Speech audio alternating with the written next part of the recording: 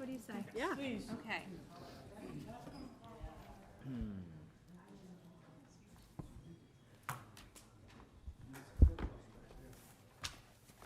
You good? Okay. Good evening and welcome to the June 17th meeting of the Select Board. We'll get started with the we are being recorded. And we'll get started with the Pledge of Allegiance, please. I pledge allegiance To the flag of the United States of America and to the republic for which it stands, one nation, under God, indivisible, with liberty and justice for all.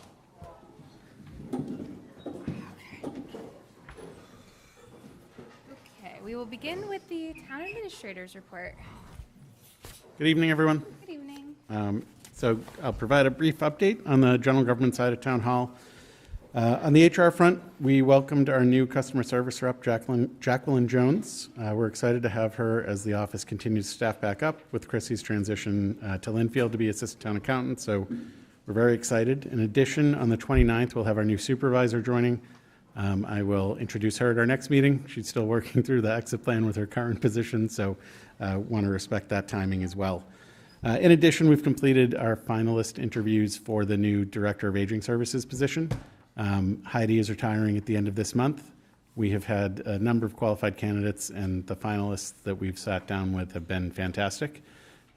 We anticipate making that final appointment either later this week or the beginning of next week. But again, we've had a couple of great candidates come in and have those discussions, so we're really looking forward to the future there as well. In addition, I wanted to speak briefly to the project at the Hadley School. I know we've talked about it a little bit here over the last couple of meetings. We did receive the design drawings from Dixon and the team, the development team, and we're going to put together a neighborhood meeting for him to go through those with folks that are abutters and adjacent. We will publicize that. I think we're looking to try to do it all together on the 6th, 7th, or 8th when we have our next meeting here. He'll also be joining to go through the design plans with you all.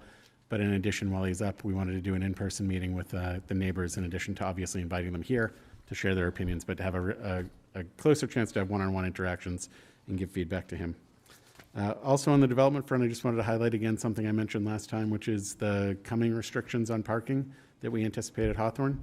In speaking to the team there as they move closer to completing the work that they plan to be doing and then moving into operations, there will be restrictions. I think the plan, and I don't mean to speak for them, but it's certainly a hope that it will start with education before enforcement. It will be well signed so that everyone's aware when and how it's starting.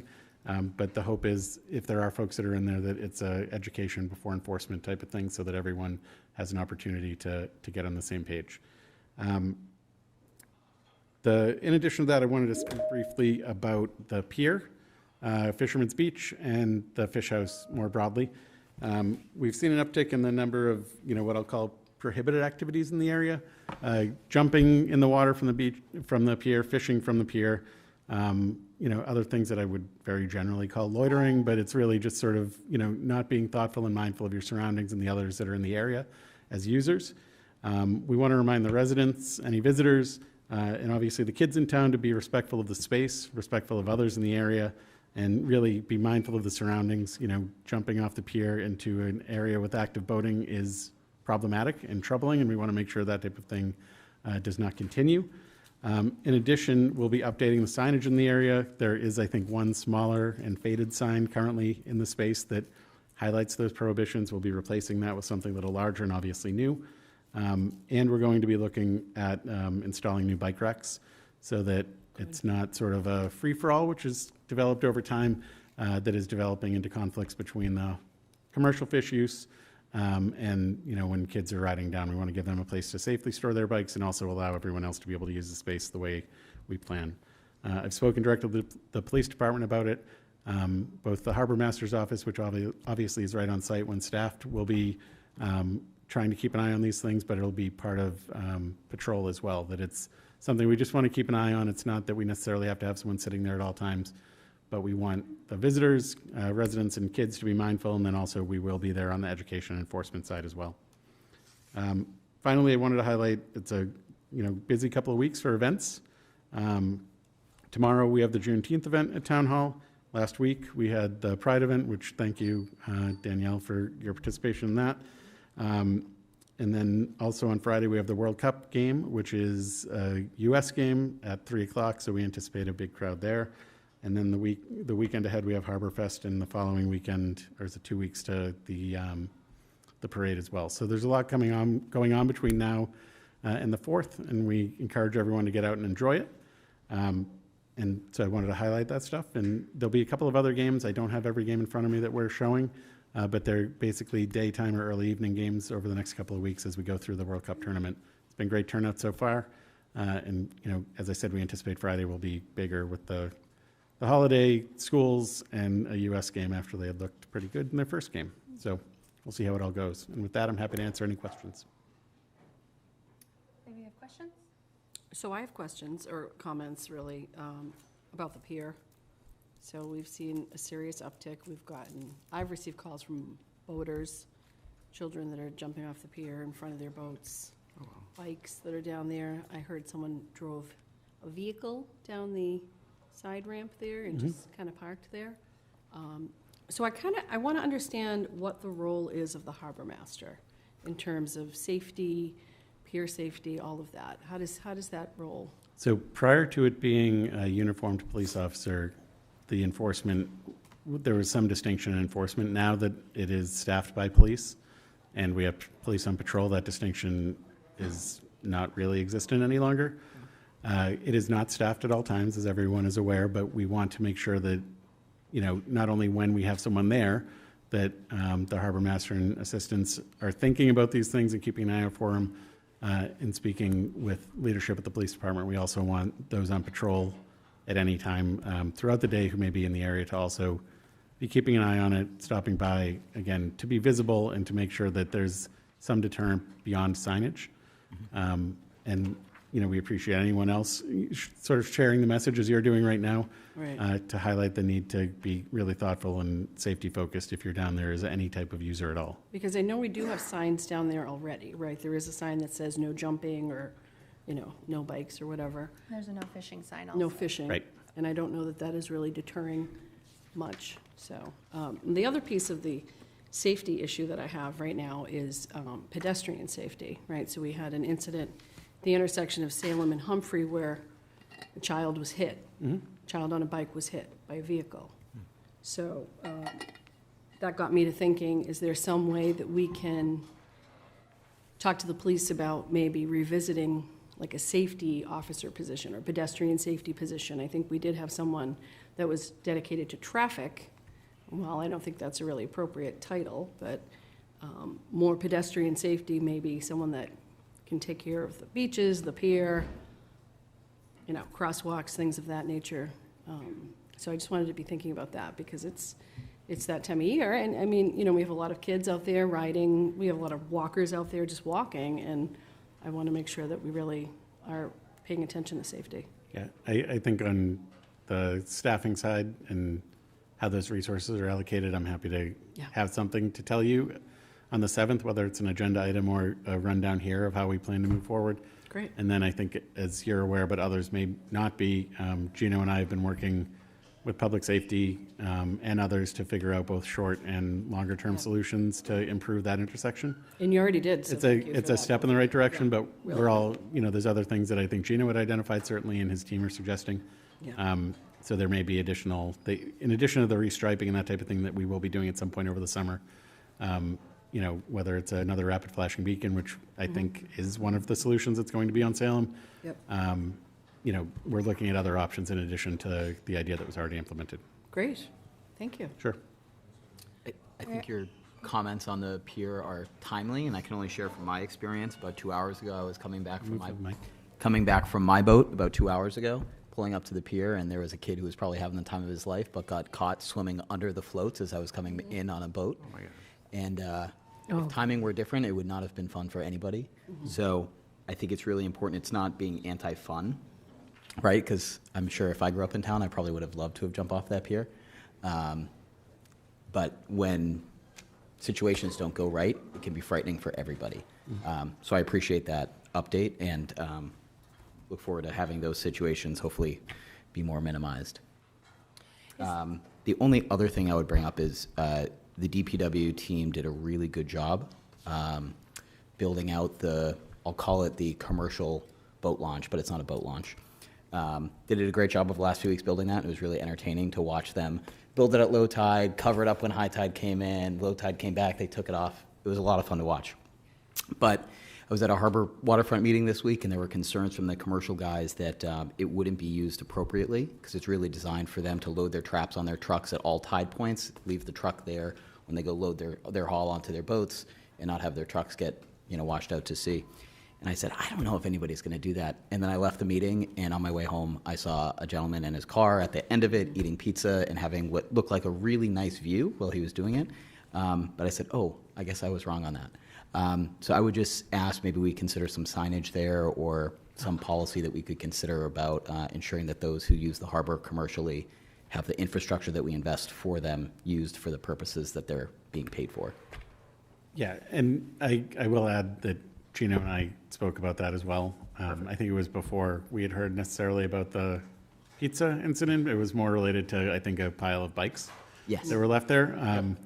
That So again, I don't, tonight I wouldn't be ready to have something that's fully thought out to sort of share with you all, but the general sense and idea was looking at, can we do something that it's permitted, commercial use only type of thing, and it's a nominal, almost non-existent fee necessarily, but it's something where we have an opportunity to then enforce it's being used the way that was intended, and it's protected as an investment over time, so that a use that might conflict with how it was designed could result in a timeline that wouldn't be great for that project to be sustained. So, thank you.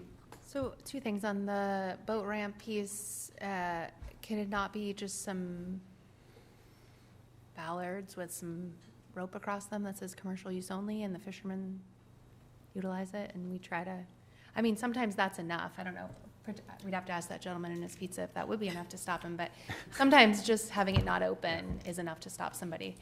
The second thing I wondered is if there was any way we could get a representation at the Harbor Marine Fest this weekend to be talking about like float safety, dock safety, pier safety. That way there's a presence and there's some education happening before we're just being the fun police. and they may already be planning on that, but we'll underline it tomorrow morning. Thanks. Marilyn, did you have anything? No, Excellent. it's gonna be a long night, so. All right. We will move on then to public comment. So public comment will be 3 minutes. You can approach the mic, state your name and your address. And this is, unless you're speaking on the ERAC item on the agenda, this is the moment for all comment for agenda and non-agenda items. So ERAC is a public hearing, so there will be comment during the public hearing. Yes. Oh, I'm sorry. Master plan is also a public hearing, so you can also talk about the master plan during that. Go ahead, Tom. Great. Good evening. My name is Tom Polaria. I live at 30 Stanwood Road in Precinct 6. I'm a town meeting member and also proudly serve on the Harbor and Waterfront Advisory Committee. I am also the father of 3 children, ages 6, 7, and 9, who participate in many of our town sports programs, including baseball, softball, lacrosse, soccer, and basketball. As my children have become more involved in sports, I have spent countless hours on fields throughout Swampscott and across the North Shore. One thing that has become increasingly clear compared with neighboring communities, the condition of our recreational facilities has fallen behind. I am not here tonight to point fingers. I am here to ask the board to work with the Open Space and Recreation Committee, the Community Preservation Committee, and all other committees in town, and make improving our recreational facilities a priority, and to fight for this funding and necessary support for this effort. Quite simply, upkeep and maintenance have not kept pace. Our track is in deplorable condition. The bathroom facilities at Block Siege are embarrassing. Baseball fields are overgrown with weeds. Fields are often not lined. Grass is long. Benches are broken or missing. Fences need repair, and many playing surfaces are uneven and poorly maintained. Because we have so few fields and no room for many new ones, the facilities we do have receive tremendous use. At a minimum, we must properly maintain and take pride in what we already own. I have visited facilities across the North Shore, and the difference is striking. Their fields and facilities are simply better. In many cases, those improvements have been driven by partnerships with local leagues and community organizations. In fact, some of the best fields in Swampscott are the baseball fields at the middle school, which are maintained by our Little League organization, proving that we can do better. At Black Siege, one of the busiest and most visible areas in town, we have an aging building that is a borderline eyesore, shipping containers being used for storage, and a bathroom that I was frankly disgusted by. We should expect more from ourselves. Our town should be proud of these facilities, and we should take pride in their appearance and management. For too long, we have focused on new initiatives while neglecting the basic maintenance and upkeep of existing assets. Our maintenance crews are understaffed and overworked, and we need their support. And they need support. I believe we need a comprehensive assessment of all recreational facilities, a long-term capital improvement plan, and commitment to funding both routine maintenance and major upgrades. We need to restore the track, improve the turf, level the fields, repair fences, provide adequate seating, and invest in infrastructure that supports our athletes and families. Swampscott has a very long and proud tradition as a strong sports community. We have always supported our young athletes and taken pride in this legacy. We have fallen behind. We can do better, and I'm asking the board, and I hope the board will make these investments a priority going forward. I thank you for the time. Thank you.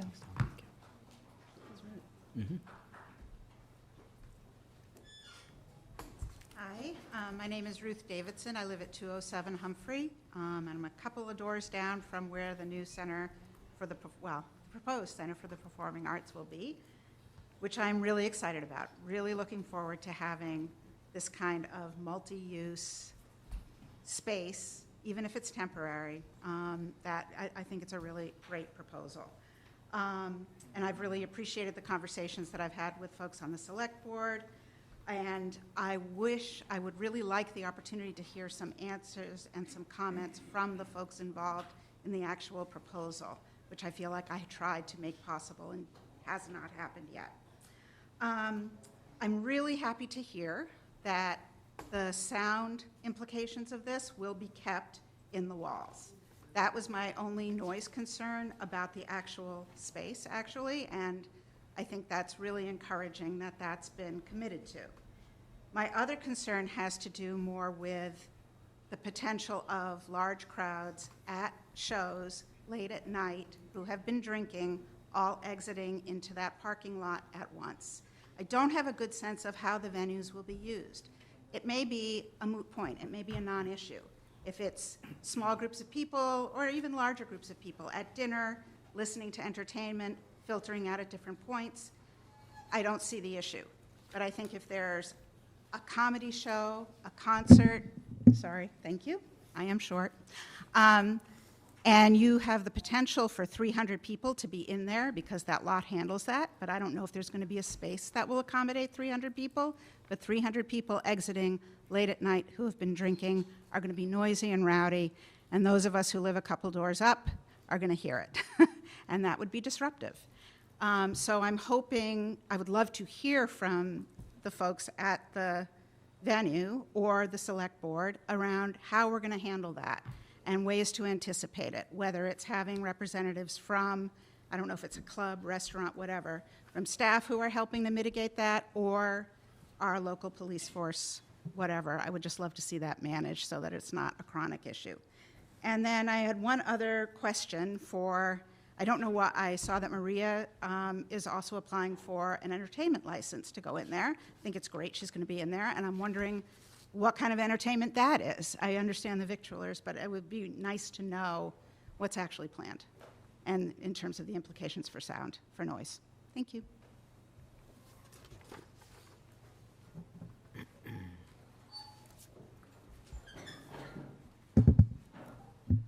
Good evening. My name is Paula Claridge. I'm 31 Banks Terrace, and I'm here as a resident of Swampscott and as a representative of the Open Space Recreation Plan Committee.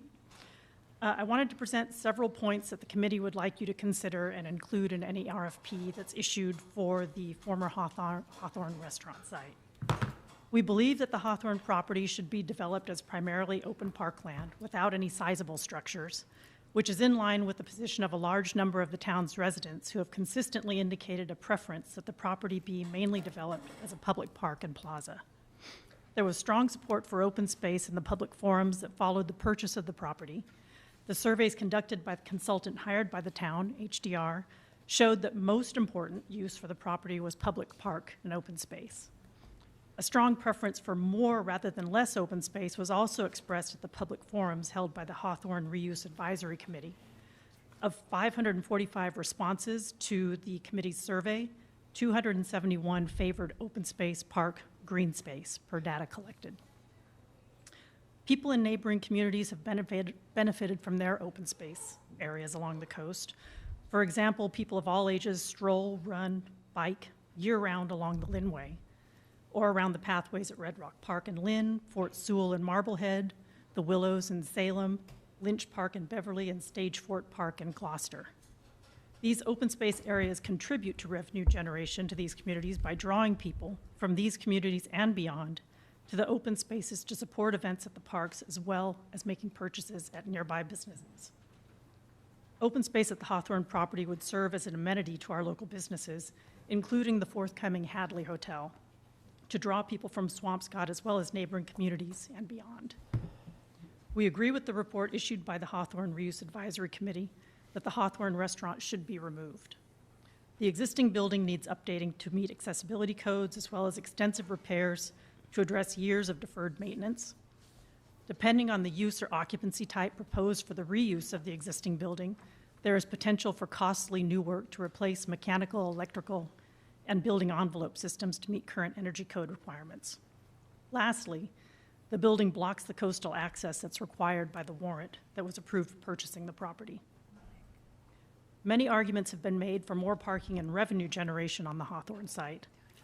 Based on the redevelopment analysis in November 2024 by the town's consultant, Baker Tilly, the entire Hawthorne Street corridor needs to be addressed holistically and cohesively.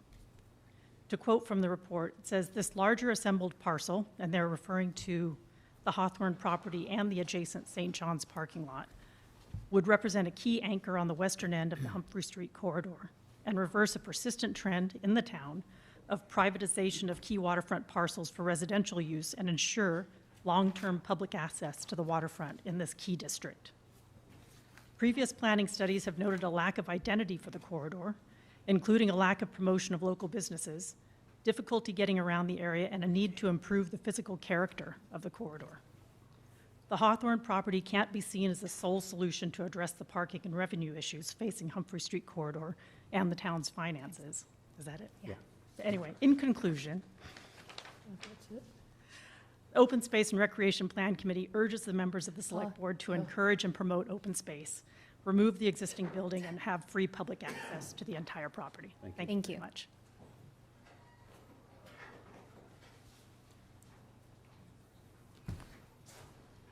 Good evening. My name is Jim Olivetti. I live at 86 Farragut Road, and I'm a member of the tree committee, the town's tree committee.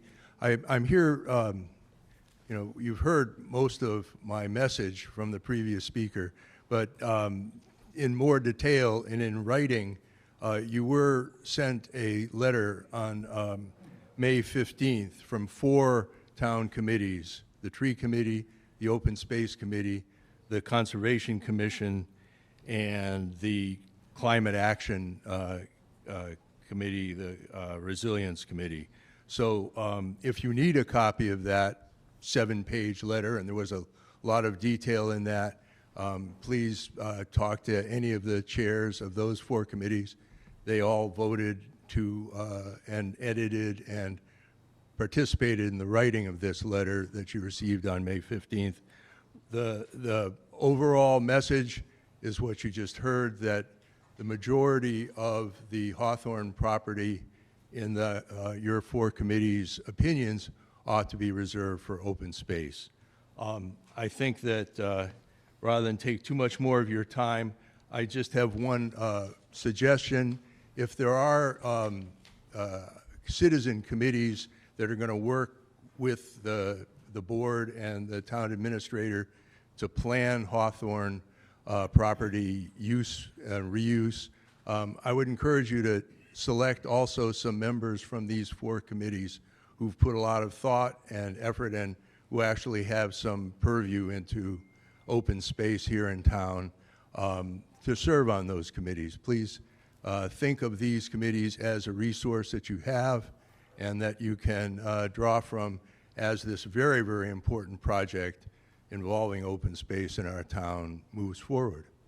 So thank you very much. Thank you.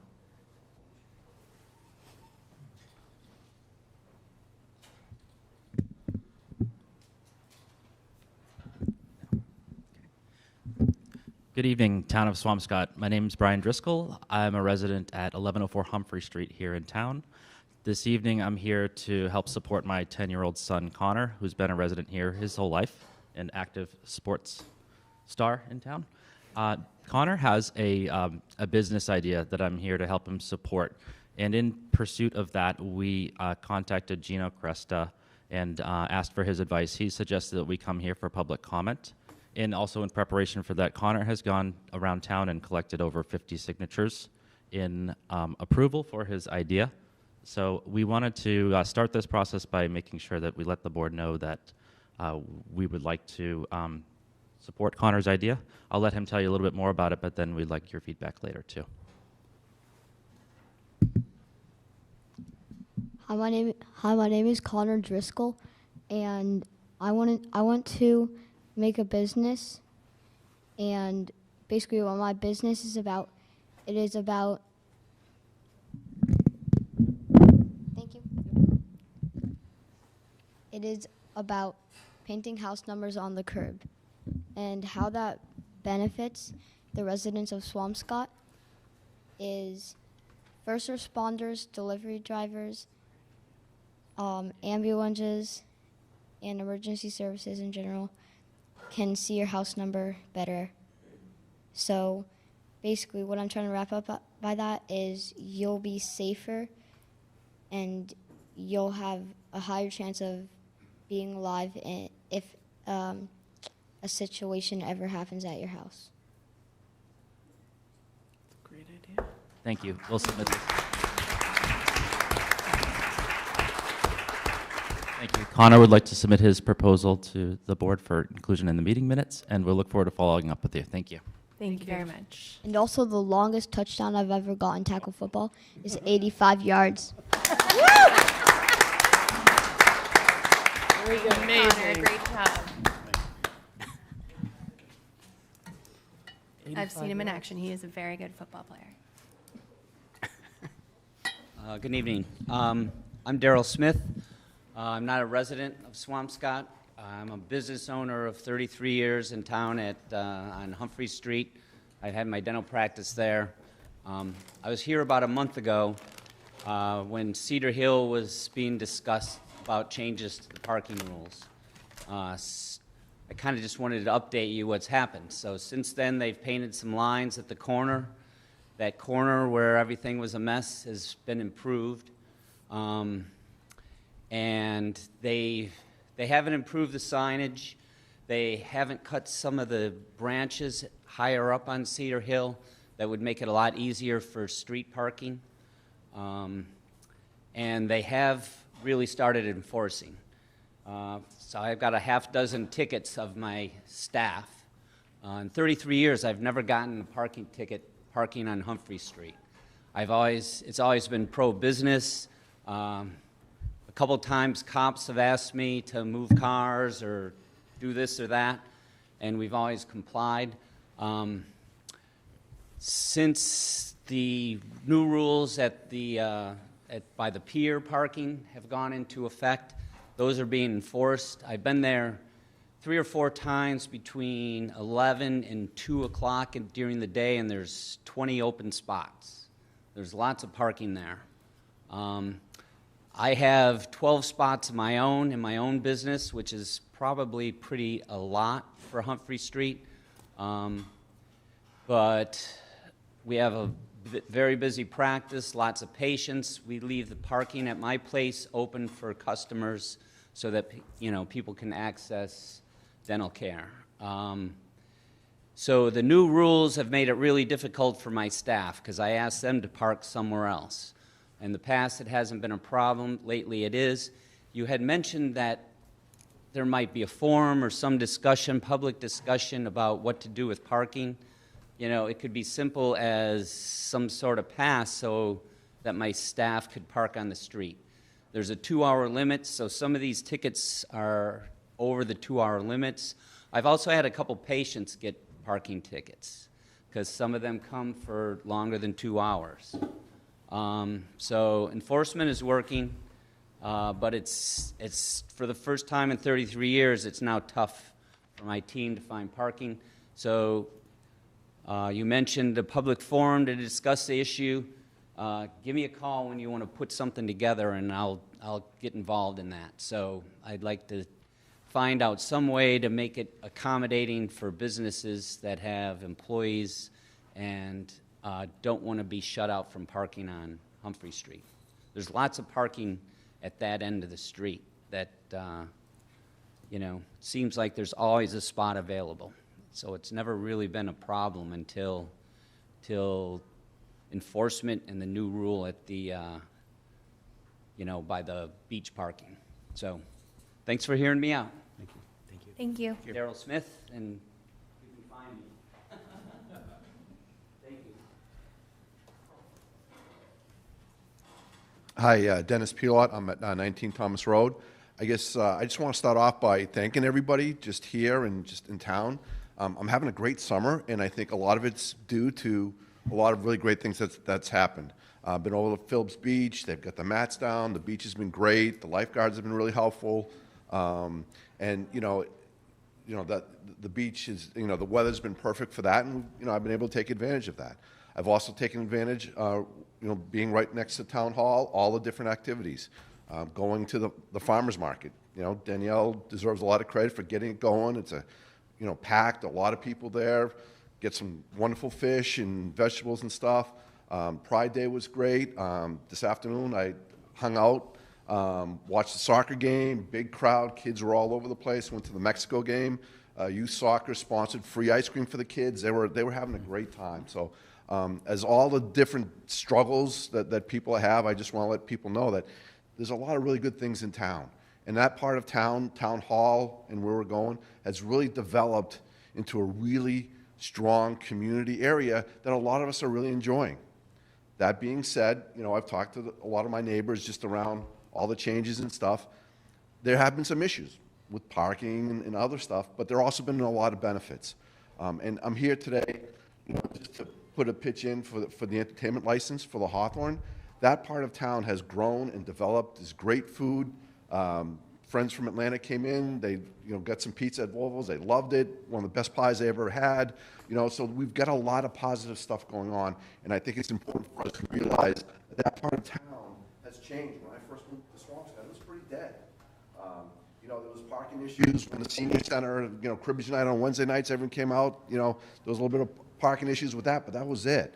You know, and now we've got a lot more activities, a lot of really positive stuff, and I think we need to keep the ball rolling with that.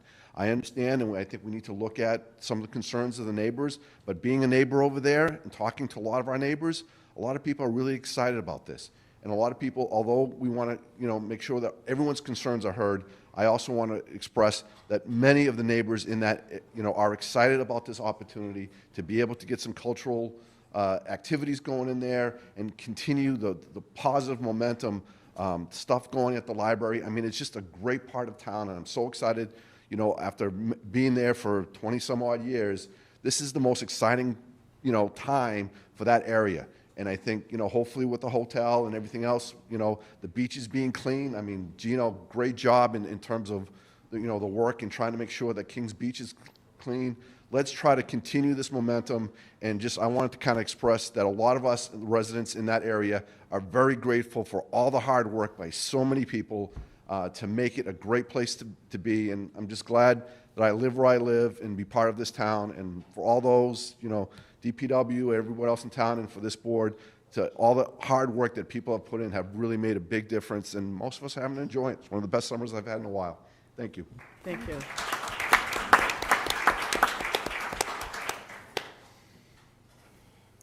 Hi, good evening. Charlie Patzios, 130 Atlantic Ave here in town.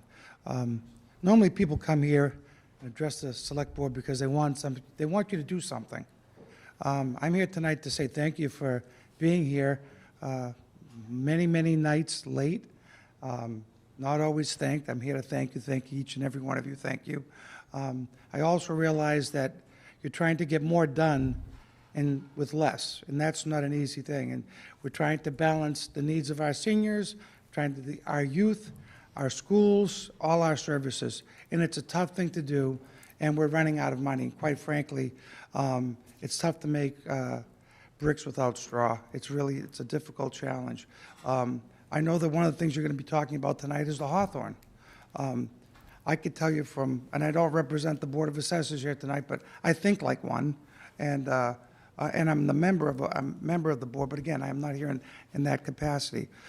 The revenue that you can realize from a Hawthorne development, no matter what the development is, other than open space, which might not please everyone, but if we want to run our schools and we want to build a senior center, we want to build a better community and infrastructure to be strong and dependable, we need revenue.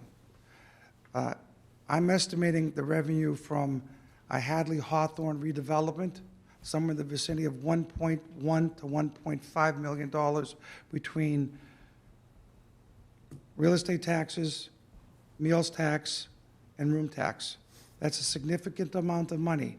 The planning board is very capable. We have a very, very well-staffed and educated planning board. I think if you lean on them with the cooperation of the select board and zoning, you'll be able to come up with something that will address the needs of the city, the needs of the town in a very deliberate and thoughtful way that addresses the needs of not only the youth, but also the senior and everyone in between, and our infrastructure that we all depend on, businesses as well as residents.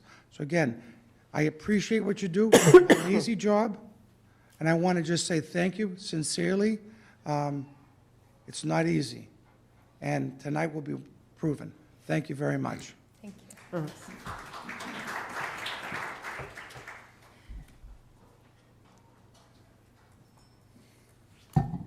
Evening. Hi, I'm Tanya Lilick. I'm the chair of the Open Space Committee, and I am here tonight to address the Hawthorne, the RFP, and obviously, as being the chair of the Open Space Committee, we are in great support of having open space as much as possible at this site.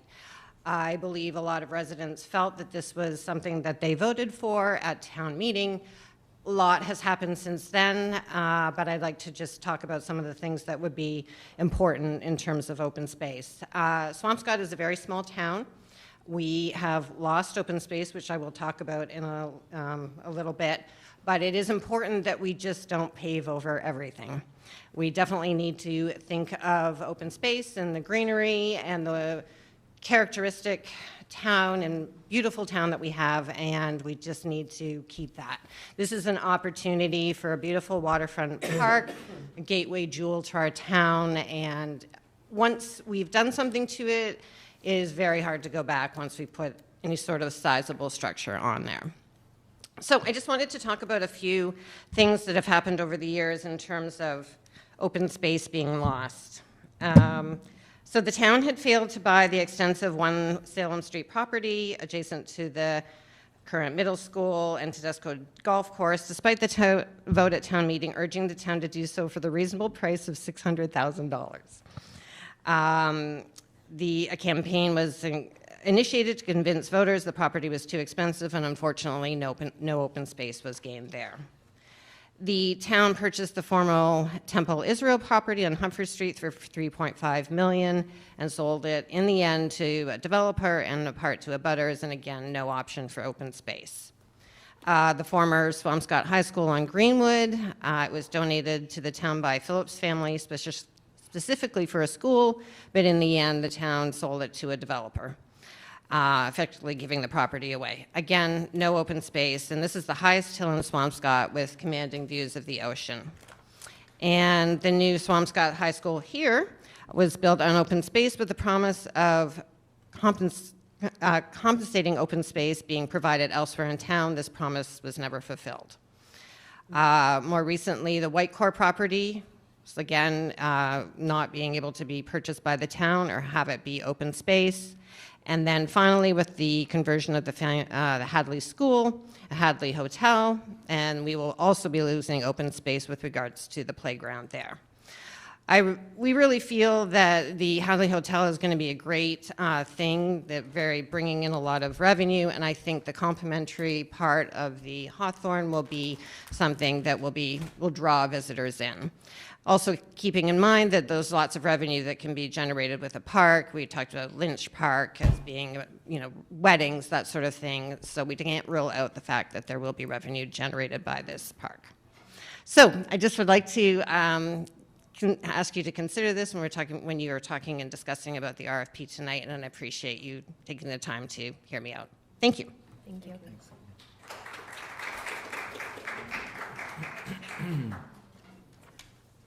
Hi, everybody. My name is Christine Collins. I'm a 35-year resident. I've never, ever been to a town hall. So I'm very excited to be here, and thank you. Yeah, never too late. And I kind of wanted to talk a little bit about something I've seen, kind of jumping on what this gentleman said, but a little bit differently. I am so excited about how many people are walking to our downtown area. I live on 84 Puritan Road. My sons and I will be on the porch having something. And tons of people are walking by to go downtown. It's really exciting. I mean, I have friends, like you said, that are coming to just be here. I feel that no matter what we do down the line with the property, and I do respect the open space, I really do. I think right now there's this great opportunity, like I said, to have this amazing cultural space, and I can't wait to walk there. I really can't. I drive into Boston, I pay $40 to park, $100 to do this. I'm going to be able to walk. I'm going to be able to have my friends park in my driveway, and we're going to be able to walk down. We're going to be able to go to Little G and then go to the lounge or the comedy shop. And I think it's becoming a walking town, and I just love that. So I just wanted to say that and how excited I am about the whole thing, and I can't wait to see what they're going to have there. Thank you so much. Thank you.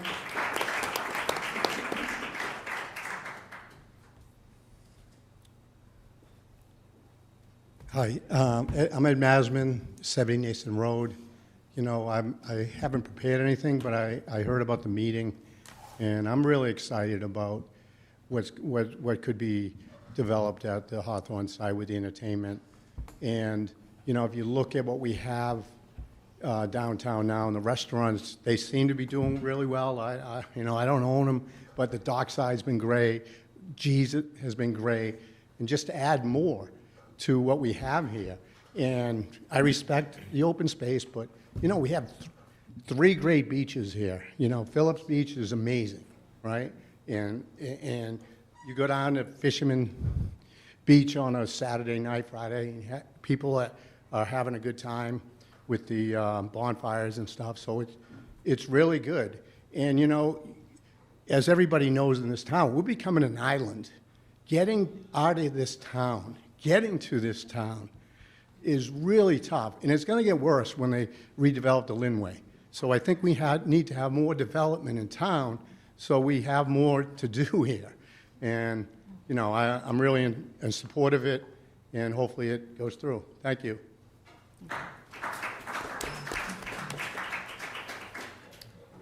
Please. While Mr. Watson is approaching, I will read a public comment that I've received via email. This is from Catherine Wilson, Precinct 3, Elmwood Road. Dear Select Board, I'm writing to express my support for a full entertainment license at the new Swampscott Performing Arts Center. Recently, I made a call to the Swampscott PD requesting that they ask Mission on the Bay to lower the music. The police went into Mission on the Bay, however, never asked them to take action and lower the music. I watched the June 3rd Select Board meeting, and the owner of the new establishment made it clear he would abide with keeping his music and sound within his property. I'm looking forward to having this new establishment in town and would appreciate it if the Select Board would grant them a full license equal to any other establishment in the area. With appreciation, Catherine Wilson.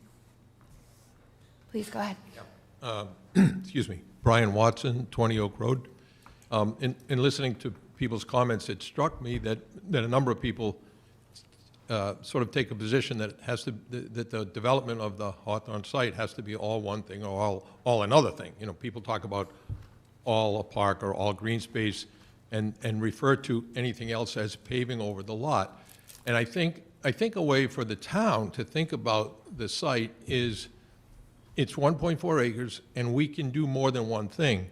I think our professional staff, Margie and Krista, would testify to the fact that the survey of about 550 people split relatively even between people who preferred more open space and people who preferred a hybrid, which would have some development. I think that a careful development could satisfy a lot of the desires of the majority of townspeople.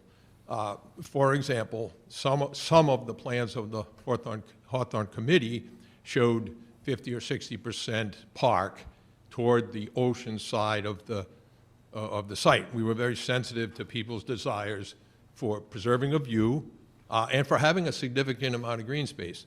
At the same time, our committee felt, with the exception of one person, our committee felt that we could also get substantial revenue if buildings were gathered either along the street or perpendicular to the street, but in relationship to the streetscape and the economic corridor that exists. So I think our town can kind of do both and come up with a plan that's not a compromise. It would be strengthened because it does both.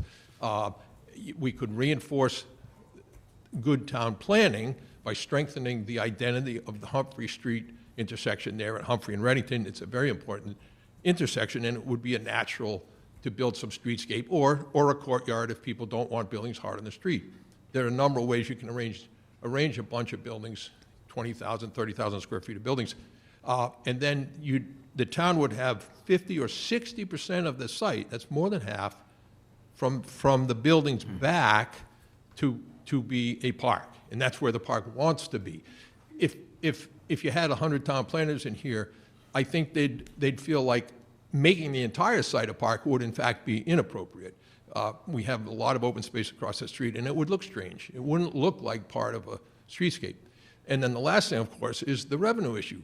If the town were to make the entire site a park, it is roughly $7 to $9 million of public money. And there aren't grants available that are going to give us $7 to $9 million.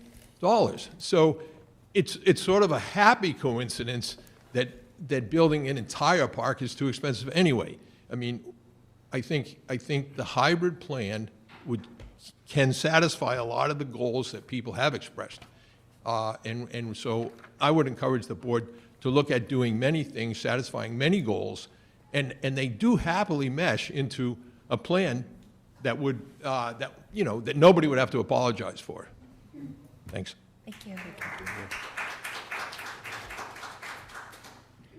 Okay, seeing no additional comment online, we will move on to the first agenda item, which is the Earth Removal Advisory Committee joint meeting with the Select Board and the public continuation of the public hearing for the AmRise permit. So do we have we do. I see some members of ERAC here with us tonight.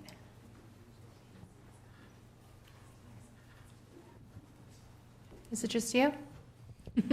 I said just you tonight? Yes, Joe Markarian, 22 Nason Road, Chair of the Earth Removal Advisory Committee. You have our recommended permit. There are no changes since we met two weeks ago. So the expectation is that the Select Board would vote on this permit. That would allow AmRise now to operate between July 1st of this year into June 30th of next year. Okay. We, cannot open the public your joint meeting because you're just one tonight, but we can. We continued our meeting from last. We did, so we have to vote to open them. Well, I don't have a quorum here, so that's what I mean by, so yes. I'm figuring that our meeting is open. It remained open at the end of 2 weeks ago. It's open now. It's going to continue to be open until I meet again with a quorum. Okay. Gotcha. Is George online? No, we can close it. I think George Allen. Yeah, George Allen is online, yes. But he's not yet a He's not on the committee yet. Of ERAC? He was assigned last night as The planet. We have to vote to have him on the committee. No, Board of Health. I think they choose their liaison. Yeah, by article, Board Oh, of he's a Health chooses liaison. their own. So yes. Okay, so we have two of how big is your committee? 5? We still Say need again? 3 more. How big? still You don't need have 3 five. members, right? So George is not. We have 5 voting members. Yeah, so we 3 need- appointed by the select board, 1 is appointed by conservation, 1 appointed by Board of Health. Yep, so we still don't have enough. We still he don't have a doesn't quorum. Still have enough for a quorum. But can we open the public hearing, Nick? It's continued. It's just continued. We never but closed it. We never closed it, but we should close it, and then we should take the vote to support. But if there's public comment to be made regarding the earth removal permit, now would be the time for that. So if you have specific, public comment specific to the MRISE permit. Okay, seeing none. Questions from the board regarding anything that was not answered last time? No, I am in support of Great, Wayne. passing this. Joe spoke at the Board of Health meeting. Joe spoke at the Board of Health meeting last night, and I think everyone's in agreement. Joe, if you want to fill the select board in with some of the things you talked about last night, maybe that's helpful. No. Well, very quickly, part of the discussion has been, this Board of Health is more focused on the quarry and the quarry activities than prior boards of health. Just a matter of what a Board of Health chooses to focus on. There's nothing other than that. And what we decided was that the Board of Health might do best to have one of its members as a voting member of ERAC. So to accommodate that, our John Piccarella, who was appointed by Board of Health previously, resigned, hopefully to be appointed by you folks into the open seat that you have an appointment power on. And George Allen was appointed to be the Board of Health rep on ERAC. So now we have a full complement of 5 voting members, which is good. Excellent. Great. Okay, does the board have any additional questions regarding the permit? I would be happy to make a motion I to would be approve happy to the hear that motion. MRISE Second. permit as presented. Second. Okay. All in favor of Aye. supporting? Oh, sorry. That's okay, Mary Ellen. Anticipated that. Go ahead. Aye. Aye. Okay, so that the permit has passed. Now we need to close the public hearing. Motion to close. Second. All in favor? Aye. Aye. Okay, great. So the permit will remain until next year. And, I do know that George had some ideas from the public health perspective about, Yes. changes to the permit. So hopefully now we have the runway to see if any of those can be instituted for next year. Those discussions are just starting. Great. With AmRise, and I expect that we're going to get on that fast. Thank you so much. Thanks, Okay. Joe, for Thanks, you Joe. and all Thank you your very much for your hard work. Appreciate it. All right, moving on now to the joint meeting and public hearing for the master plan adoption with the planning board. Just a quick Please. question for, do we need to sign this tonight or Shannon, electronically? do we need to, are you electronically affixing our signatures to the permit? Can we vote to give That's Shannon what I was going to ask. authorization? Yeah, So, do you want to make a motion? sure, make a motion that we allow electronic affixture of our signatures onto the contract, the permit. The permit? Second. All in favor? Aye. Aye. Okay, thanks, Wayne. All right. Would you guys like to go? Open the, That'd be great. Okay, we'll open up the, say, the May, June 16th hearing of the 17th. 17th. behind on the hearing of the planning board to hear the Swampscott master plan and to hopefully approve the same. Excellent. Do we have to vote to enter there? We have to vote to open the public hearing. Yeah. So I'll take a motion to open the public hearing. So moved. Second, whatever. Okay, all in favor? Aye. Aye. Okay. So now your meeting's open and the public hearing's open, and now we can hear all the great things that you I guys think we'll have been start with, working. Okay, great, this is on. So good evening, members of the Select Board, members of the Planning Board, and members of the public. For the record, my name is Krista McGaha, Senior Town Planner for the Town of Swampscott. I'm joined this evening by Marzi, Director of Economic and Community Development, and Carlos Montanez from the Metropolitan Area Planning Council, who is joining us remotely. Tonight, we're pleased to present the final draft of the Swampscott Master Plan 2035 for consideration by the Planning Board for adoption and by the Select Board for endorsement. This effort represents approximately 18 months of collaboration among MAPC, the Master Plan Advisory Committee, town boards and committees, town staff, and most importantly, residents of Swampscott.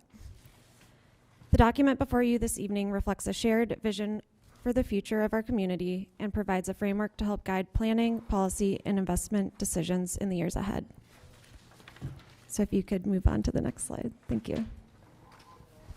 So before going any further, I would like to thank everyone who contributed to this process.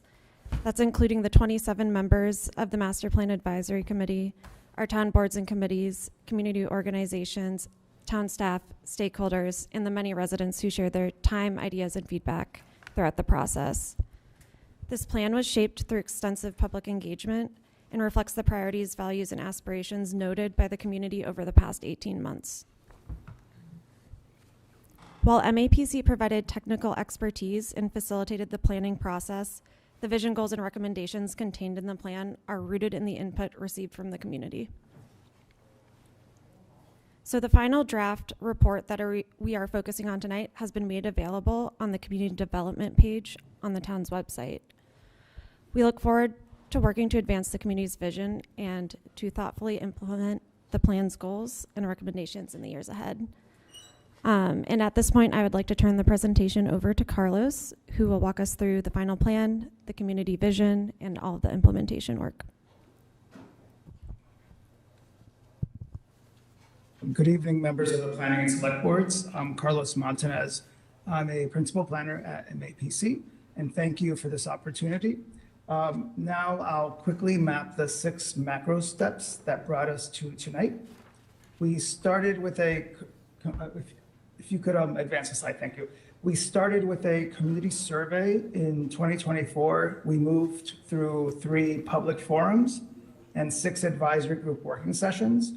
We had a planning board preview in January of this year, and then we had a public comment period for the draft that ran between March 2nd and April 18th, and we transmitted the final report on May 15th to the town. The comment period was extended twice to make sure that the community had ample access, and town planning staff actively recirculated materials throughout the extended window. 15 respondents submitted 57 individual comment points during that period. I'll come back to those later. Before getting into what the plan says, let me set the frame for what kind of document the master plan actually is. Next slide, please. This is probably the most important framing point in the whole presentation. Adopting this plan tonight does not legally require the town to do any specific thing. It is not a zoning regulation. What it does is give every board, every department, and every committee at Swampscott a shared framework for making decisions. Our working definition of consensus throughout this process was that not that everyone agrees on every single point, but that the community can collectively live with the direction and move forward together. And that is what this plan reflects. Town staff retain final discretion on which recommendations to pursue and when. The recommended Master Plan Implementation Committee would perform the role of keeping master plan ideas alive on a regular basis throughout the 10-year plan horizon. So what does that direction actually look like? I'll show you on the next slide, the community's North Star. So this is an abbreviated version of the vision statement, and there were 6 themes that came out of this process as things that Swampscott said mattered the most. These were preserved identity rooted in maritime heritage, thriving and affordable neighborhoods, vibrant economic hubs at Humphrey Street, Vinnon Square, Anthony's Pier 4, and the Hadley School, sustainability and mobility, public gathering spaces, and transparent, equitable governance. The community rated this vision statement during the public comment period by giving it a 4.2 out of 5 on average. 12 of the 14 respondents who gave it a 4, which is a strong fit, or they gave it a 5 for an excellent fit. Not one person rated it below a 3. That is not a unanimous agreement on every detail, but it is a strong signal of foundational consensus around the general direction. Now, on the next slide, let me show you the structure the plan uses to get there. The master plan is substantial, but it's also organized in a way that makes it usable. There's one vision statement that flows into 10 cross-topic themes that cover 8 main planning focus areas. There are 42 goals with 96 strategies, 35 of them being priority, and 247 recommended actions, 116 of which carry some priority designation. Here's how the work sequences. In the next 3 years, approximately from 2026 to 2028, there are 76 actions in total, 47 of those designated as some level of priority. That is what the town could focus on first. The middle period from 2029 to 2032 has 125 actions, with 57 of those having some priority designation. The longer term phase through 2035 has 46 actions, with 12 of those being some level of priority. The phasing is deliberate. Front load the urgent and the achievable, build capacity, and then tackle the more complex and transformative work once the foundation's in place. The town's not obligated to do it all, and earnestly pursuing a subset of the most compelling priority items could be regarded as a very worthwhile, successful endeavor. Now, on the next slide, let's see the 8 areas of focus. There are 8 planning elements, but they don't operate in silos. The elements are the following: economic and community development, land use and zoning, housing options, transportation and mobility, open space and recreation, public services, historic and cultural resources, and climate and sustainability. The plan highlights 10 cross-cutting themes that run across all of those 8 elements to make sure that the connections are explicit. For example, a decision about stormwater infrastructure is not just a climate win. It can also be a land use investment and a public facilities decision at the same time. Solutions in one area can also routinely advance multiple priorities simultaneously. When we opened the final draft for the public comment period, the community weighed in on all of this, and on the next slide I'll show you some of what came back. We opened draft 1.5 for public comment from March 2nd to April 18th, and I'll go through who responded and what they said. 10 of the 15 respondents provided their names, and 9 identified their organizational affiliations. The represented groups included members from the Master Plan Advisory Group, the Finance Committee, the Climate Action and Resilience Committee, Swampscott for All Ages, the Council on Aging, the Affordable Housing Trust, the Community Preservation Committee, and the Swampscott Conservancy. 2 respondents identified as residents without any affiliation, and the average respondent spent 78 minutes completing the form, which we interpret as meaningfully engaging with the report and providing us feedback. Across the 15 responses, we cataloged 56 discrete comment points. 43 or more were fully or partially incorporated. The vision statement was rated 4.2 out of 5. The chapter level scores range from 3.8 for open space to 4.4 out of 5 for land use and zoning. There were also 3 priority designations that were reclassified as a direct result in response to the public comment period. On the next slide, we'll walk specifically to what changed in the final document. So every one of the 247 actions now has a unique ID, so the recommended implementation committee can easily track and report progress. That change came directly from a comment period request. Language was revised across 4 sections of the plan to more explicitly reflect the community's preference for publicly accessible open space at the Hawthorne waterfront property. Accessibility and inclusive language was improved throughout the report with framing based on the language from the open space chapter. And there were 3 priority reclassifications, and these were green infrastructure for stormwater management was elevated to a high priority. Open space acquisition was elevated to a medium priority, and invasive plant removal was elevated to a medium priority. All 3 of these reclassifications came from public comment period input. The plan's overall structure didn't change. There's still 42 goals, 96 strategies, and 247 actions, but the priorities were sharpened. So on the next slide, we'll go through what the plan actually prioritizes first, and we'll look at the next 3 years. On infrastructure, so there were 47 priority actions in the first 3 years, organized around 4 buckets. On infrastructure and resilience, there's Kings Beach water quality remediation and the EPA consent decree coordination as front and center, alongside seawall protection, and green stormwater infrastructure work was elevated to that higher priority. On connectivity, there's the rail trail construction as anticipated for 2026, 2027. That is very near term. Also, safe routes to school implementation and ADA accessibility improvements are also in this window. Then on housing and affordability, there's the missing middle zoning reform.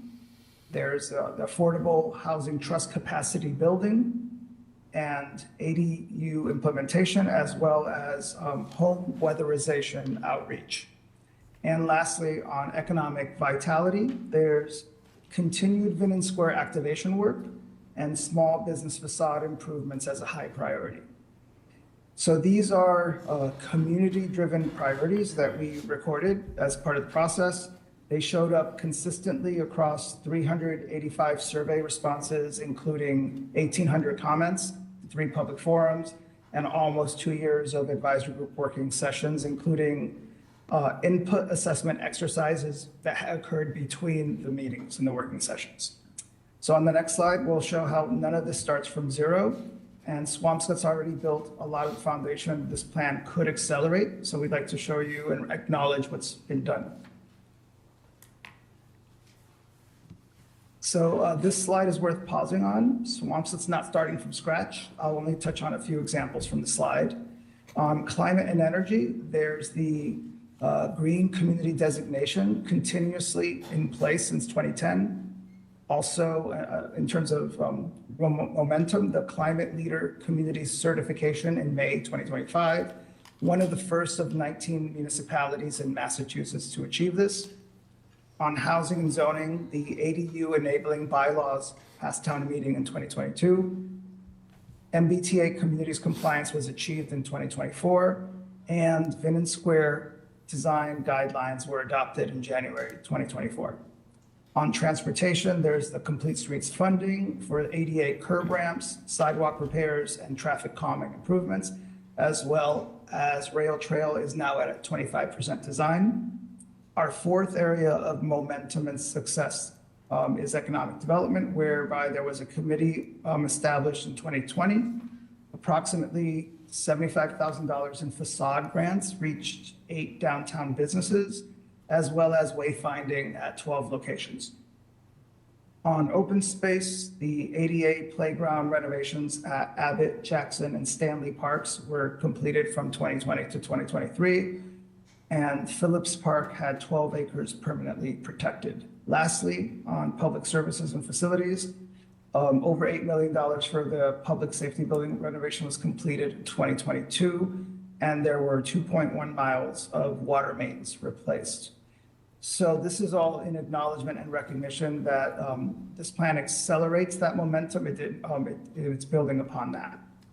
So on our next slide, we'd like to show you how do the different parts of the town actually use this plan moving forward. So different bodies play different roles, but the cadence is the same. Monthly reference, quarterly reviews, and ideally annual reports.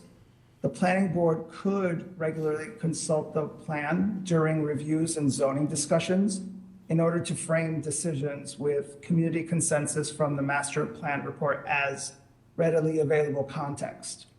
The select board could consider it for capital investment priorities. Department heads could consider it for aligning their annual work plans and programs, as well as grant applications in order to reference specific recommended plan action ideas. And the recommended master plan implementation committee could coordinate across departments, review some progress review progress over every quarter, and then report on an annual basis to both boards. One practical point worth naming: every grant application that the town submits that references specific plan priorities could make it a stronger application, and that could be a really tangible near-term benefit of adoption tonight. The single most important first step tonight is establishing that recommended implementation committee, and we'll discuss that on the next slide.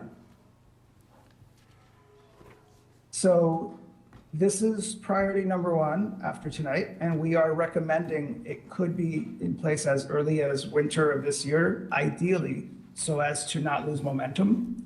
The implementation committee could be a joint volunteer and municipal body. Its job could cover quarterly progress reviews, cross-department coordination, grant opportunity identification, and annual reporting to both boards. What it is not, it's not a new approval layer, it's not a veto over town decisions, and it's not a replacement for existing boards. Final discretion stays with town staff. This recommendation was actually carried forward from your prior 2016 master plan. It was recommended then, and we're restating it now. 2 greater Boston communities show that it can work. Milton created their first version in 2014, and they just revamped it at a special town meeting in October 2025.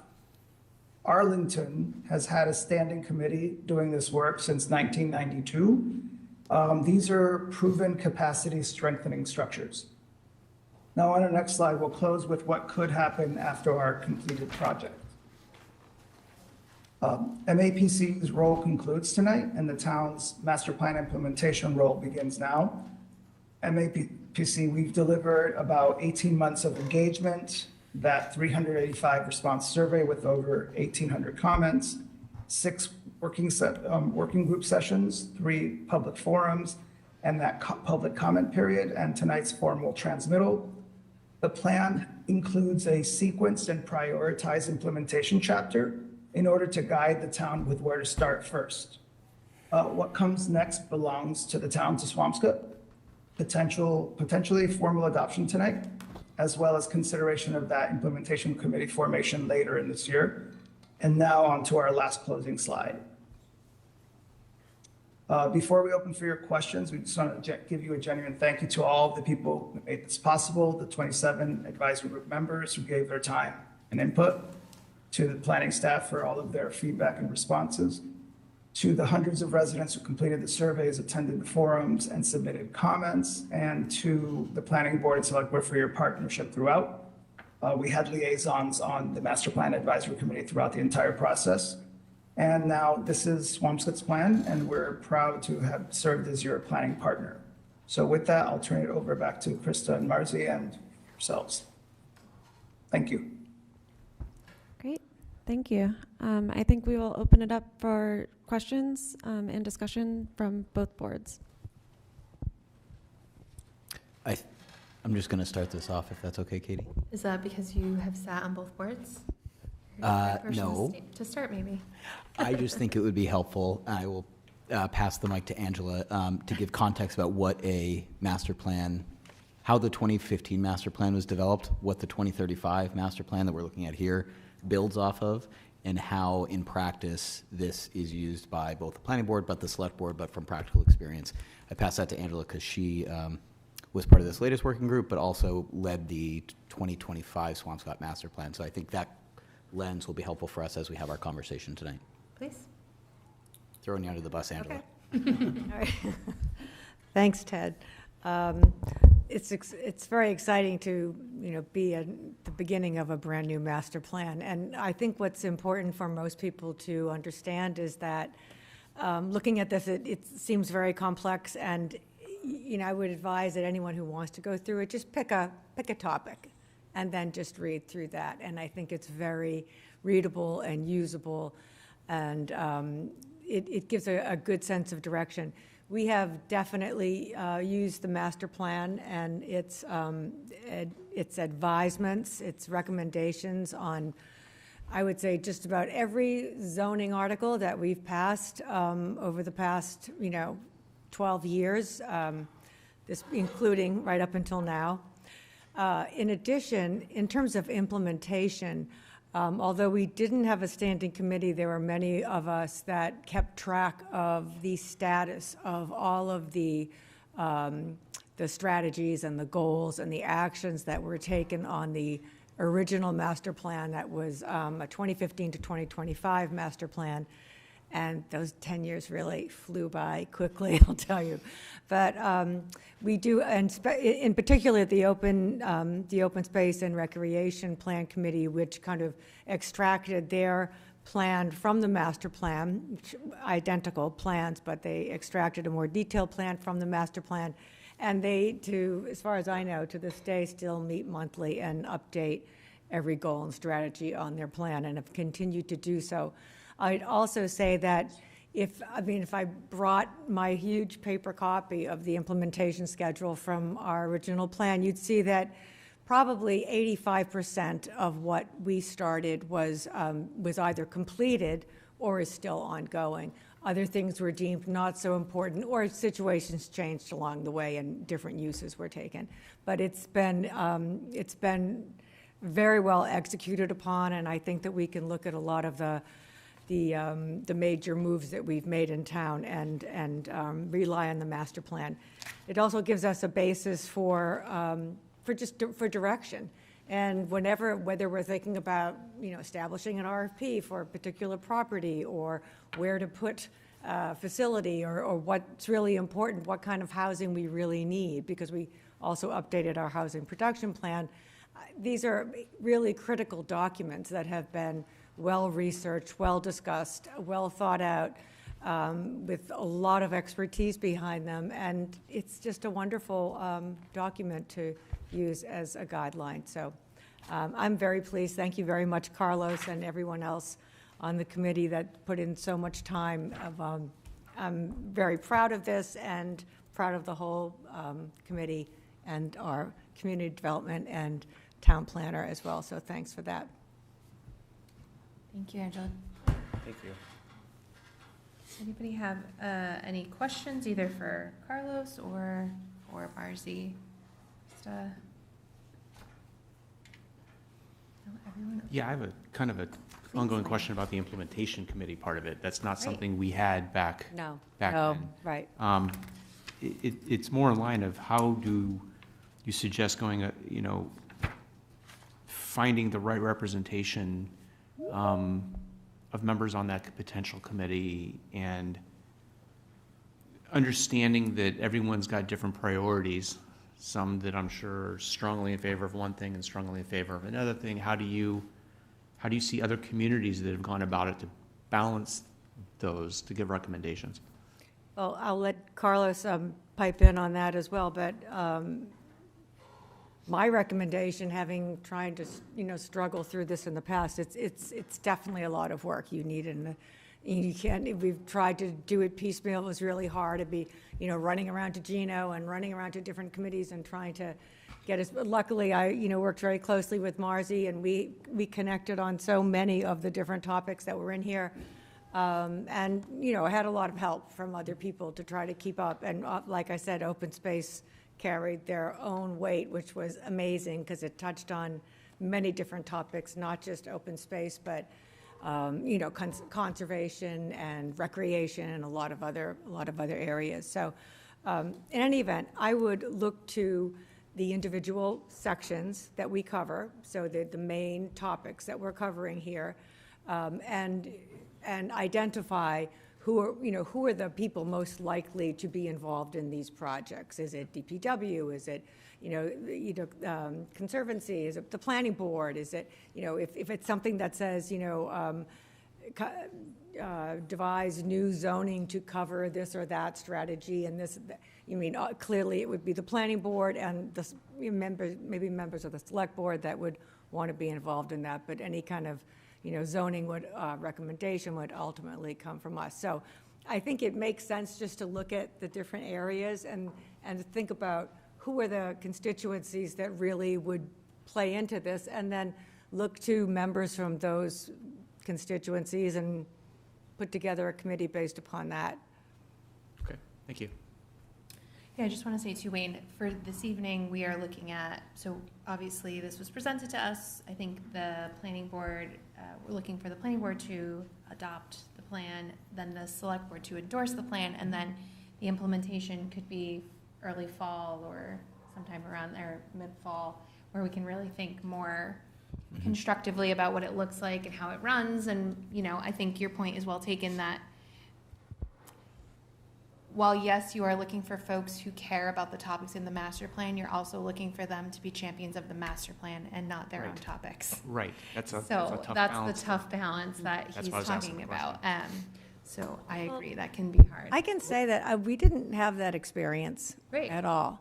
I think there was a lot of, and Tanya could, I don't know if she's still here, but she could definitely speak up to this. There's definitely a discussion, during these meetings about, well, should that really, because everything changes, it's fluid, right? So you put together, it's not, it's not concrete, it's something that is very substantial, but if you're looking at 3 different actions that you want to take, sometimes just logic and timing and circumstance will dictate what needs to come first and what needs to change, and circumstance, So, it's normal to have discussion over it.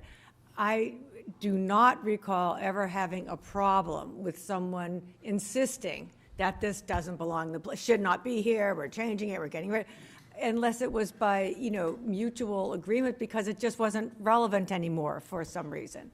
So that's been my experience. That's great. Yeah. I will plug Open Space because they follow a very similar They do. Pattern to the to this, how the sequence of prioritization and action happen on their Yep. board. And they are meticulous. They are. And they have all of their options 2.001 and they say where they've gotten on that, and then they move on to the next one. It's remarkable, It's yes. pretty incredible the amount of work they do. So just to plug all the hard work you guys are doing. Thank you. So if anybody, I don't know where we want to go with this. I'm happy to consider, you guys have to adopt it before we endorse it. I have a motion. If you don't have it in front of you, I can. Okay. But if folks are ready, this won't be the last time we're talking about this. This is the gateway to this conversation, right? Oh, there's public comment. Thank you, I was gonna ask. Laura. Thank you. This is a public hearing, so there is public comment. So please. Great.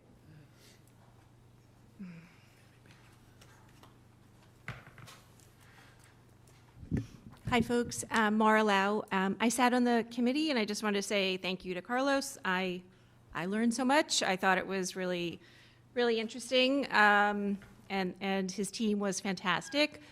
2 quick points. I will say there were 3 public meetings that were pretty weakly attended, very poorly attended. So I kind of will point that out only because public comment tonight was so robust, and there's, obviously everybody has so many interests, and we want everything to land in a positive way for our community. But showing up and attending is really part of it. So I'll kind of give that plug. But I'll also just say if everybody on the board could read in the survey, the comments, they're detailed. People took the time. So they may not come to public comment, but they really took the time to, write those detailed comments. And I think that they all really, need to be read by folks who can make changes and just be aware of people's thought processes. So I think that that's a really valuable point. So thank you. It was great serving on it. And again, Carlos was was really a terrific guiding light. I wasn't quite sure how that process would work, but it was a wonderful learning process. So thank you. Thank you. Real quick too. We just, obviously the team with Marzi and Krista were terrific, but also I just want to give a quick shout out because Marissa started it. So, and she was wonderful at the beginning too. Thank you. To kind of follow up on Maura's comment, I think one thing that was really interesting and that her comment kind of really emphasizes the survey responses. MAPC, as part of their budget, I believe, did paid Facebook advertising to get some of the survey responses. And it was an interesting way to collect people's feedback in kind of their own atmosphere on their own time.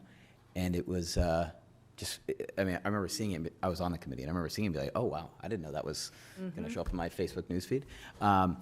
But to her point, it collected some interesting feedback from people you're not likely to see coming to give public comment. Right. So diving into those responses is insightful from audiences we may not normally hear from in public meetings.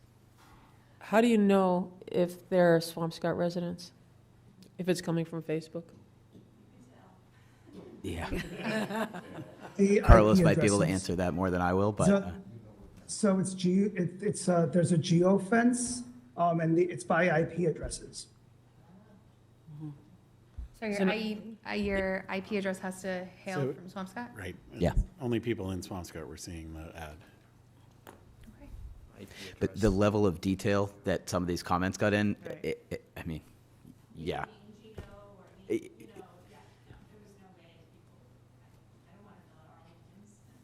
Yeah. Well, if it took you 76 minutes to answer, It took a long time. They were very verbose. Some other time. Yeah.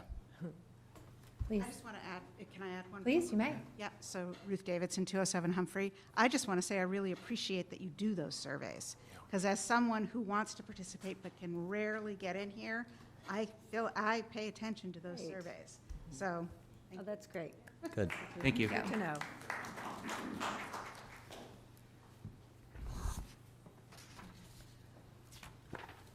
All right, so it looks like that's the end of public comment. I think we've determined there are no questions, so we are ready when you are, planning board.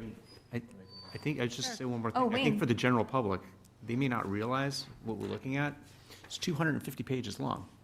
Yes, it's. I mean, just to give the general public a 232 pages. sense, it's even long, when you add in all the You add the rest of it. appendices. Yeah. And it's really well laid out, very. Yeah. Thank you, Carlos. It is really, the layout is excellent. I think I've told you this before, but I find it really easy to move through it. It's actually very readable, even though it Yes. is quite that long. If you're looking on a specific topic or you have interest in a specific area, if you want to just approach the plan for that specific topic, I find it's colorful, it is readable, it's approachable, it's not like a stuffy sort of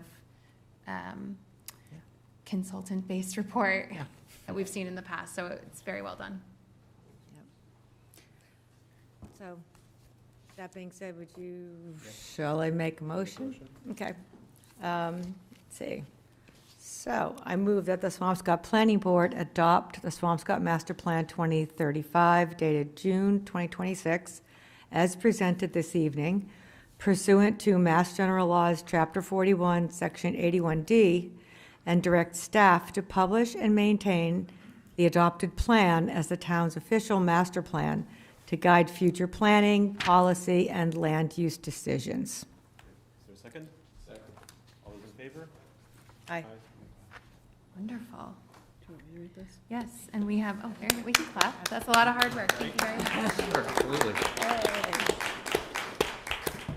There, we do have a motion for the select board to endorse, so. I move that the Swampscott Select Board endorse the Swampscott Master Plan 2035, dated June 2026, and recognize the plan as a community developed framework intended to guide future policy discussions, capital planning, budgeting, grant pursuits, and municipal decision-making through the year 2035. Second. All in favor? Aye. Aye. Aye.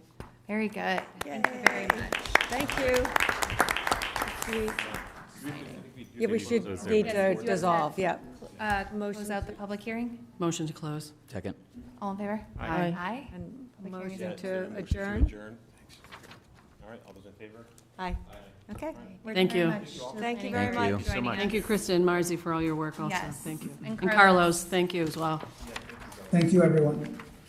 So will there be a recommendation on, like a future committee in the fall then? We'll have planning or in conjunction between staff and planning to figure out Make what some direction we'd like to go recommendations. in, to make sure that this isn't just something that lives on a shelf, but Well, breathes and continues to. Yeah, especially with our new CPA committee in town, Yes. which Mhm. came as a direct result of the Swampscott 2025 master plan. Yep. I think that implementation committee will be helpful as they consider their budget Yeah. priorities. Absolutely, that's a great point, Ted. Thank you. Okay, so we will move on to discussion and possible vote for the entertainment license for Swampscott Center for Performing Arts. This is the third time this has come up on our agenda, and as you may remember, we had some questions come up last time, so we wanted to table it to make sure that you could answer some of those questions, just so we were all on the same page. Please. I just want to point out that the proponent had distributed via Marzi this evening some written documentation, but in speaking over the last week or so with him, I highlighted that the board and the community worked hard to get liquor license side into the queue to get moving as quickly as possible. And there were some questions that remain this evening that I think, he would be happy to address. And it might be good if you all have things that you would like to start with, or we can turn it over for just a brief statement. I'm not really sure which way the board would like to go to start. I just have a quick question on the liquor license. Is Jenny Armini involved in this? Does she have it? And Yes. Yeah, the notification has gone into the state, and we've let her know. Okay. I can make a brief statement if you want. You're welcome to, yes. Sure. First of all, we have to stop meeting like this. My girlfriend's getting very jealous of what I'm doing on Wednesday nights. But I do want to say that I really appreciate the expeditious way that you handled the liquor license and the victualler license. Thank you very much for that. I also want to add that we have been very clear about entertainment being the foundation of our business model, and it's vital to what we're doing. We are, after all, a performing arts center. That said, we are empathetic to the town's concerns over noise, crowd control, and parking issues, and I'm here to answer any questions on that. And you do have the report that I gave to Marzi, and that's kind of a overview of what our plans are to handle entertainment, what type of entertainment we'll have, and how it will be handled. Excuse me. We're not going to be a roadhouse. We're not going to need Patrick Swayze at the Swampscott Center of the Performing Arts. So we want to make sure everybody realizes that. We are already in conversations with nationally recognized entertainers to have ticketed events by the fall of 2026.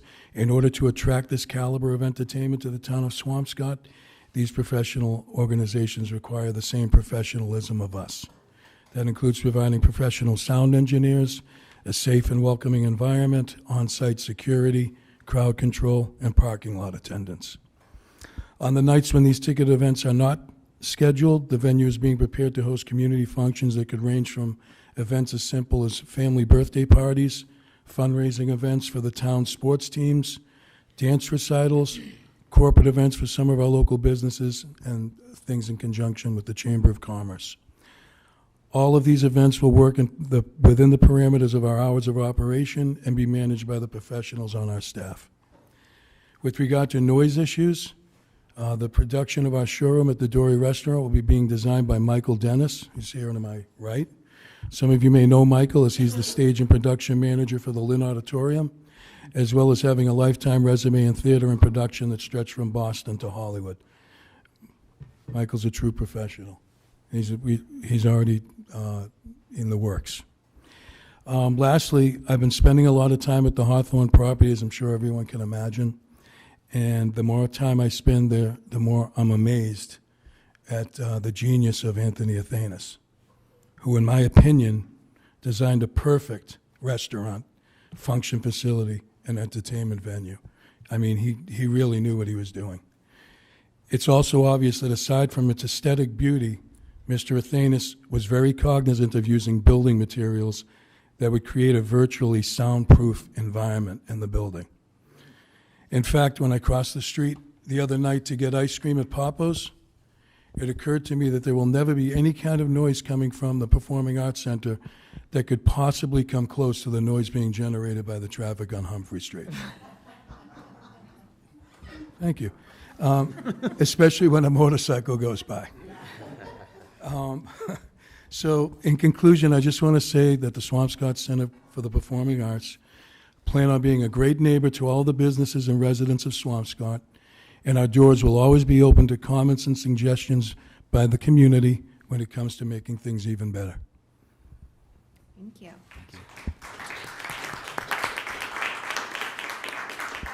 Oh, shucks. All right. Are you the first comedy act that will be on the stage? No, if I give Michael the microphone, the host will come down.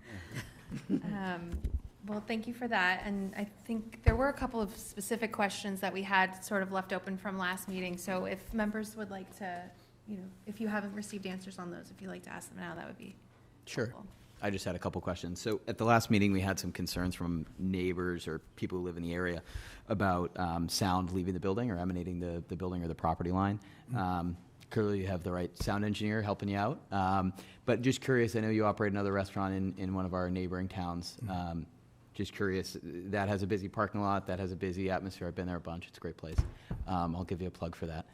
But what's your experience been like there? How do you manage sound there? Because it's not dissimilar, a big parking lot out back in a relatively... Well, we definitely have plans in place. We've been there 6 years now. So we know how to control the crowd. We know how to control the parking. There are certain times in the night when the managers know when to close all the windows so that the sound doesn't affect the community. We've had very, very little complaints or any problems at that venue. Perfect, okay. And are you have similar sound mitigation strategies that you employ there that you'd employ here in terms of, I don't know, decibel measurements you do for your sound engineers there or something of that? Not really. We're actually just taking it to another level in Swampscott. Love to hear that. Yeah, it's going to be a bigger room Yep. and a bigger stage, so we need a more professional situation addressing the sound and engineering the sound. Usually what happens at the Beacon is bands can come in and play through our house system, but you don't really need a sound man. So the room is kind of self-regulated by the size of the system. So you don't really need a sound, although some bands do bring sound men. Okay. So and women. The acts you're planning to bring to the Swampscott Center for the Performing Arts pretty much will all have their own sound engineer, sound tech that'll be responsible for that. Yeah, no matter who they are, they will be required to have a sound person present. Perfect. Okay. Definitely. Thank you. Mr. Ray, when you were here on, was it June 3rd, I specifically asked you if you'd be able to keep the sound and any noise on your property, and at that time you said yes, you'd be able to comply. And in the past, we have had issues with some of the merchants in town, and we've had agreements that they could keep the sound on their property. And sometimes there's a little slip, and it gets, hopefully get corrected. But is that still the case? Absolutely. Thank you. Definitely. Could you remind me again what your hours are that you're anticipating or planning for? Well, if you're talking about when we're going to specifically have entertainment, Yes. it's very difficult to give specific hours because there could be something happening on every night of the week. So what we can say is that we're going to operate within the parameters of our working hours, which is 11 a.m. to 1 a.m. But I would say typically, if you're talking about maybe a Thursday, Friday, or a Saturday night, and our license to close is 1, I'd want a band to be finished at about 11:30, maybe 11:45, and make sure everybody's out the door no later than 12:30. Okay. That would be the plan. Okay.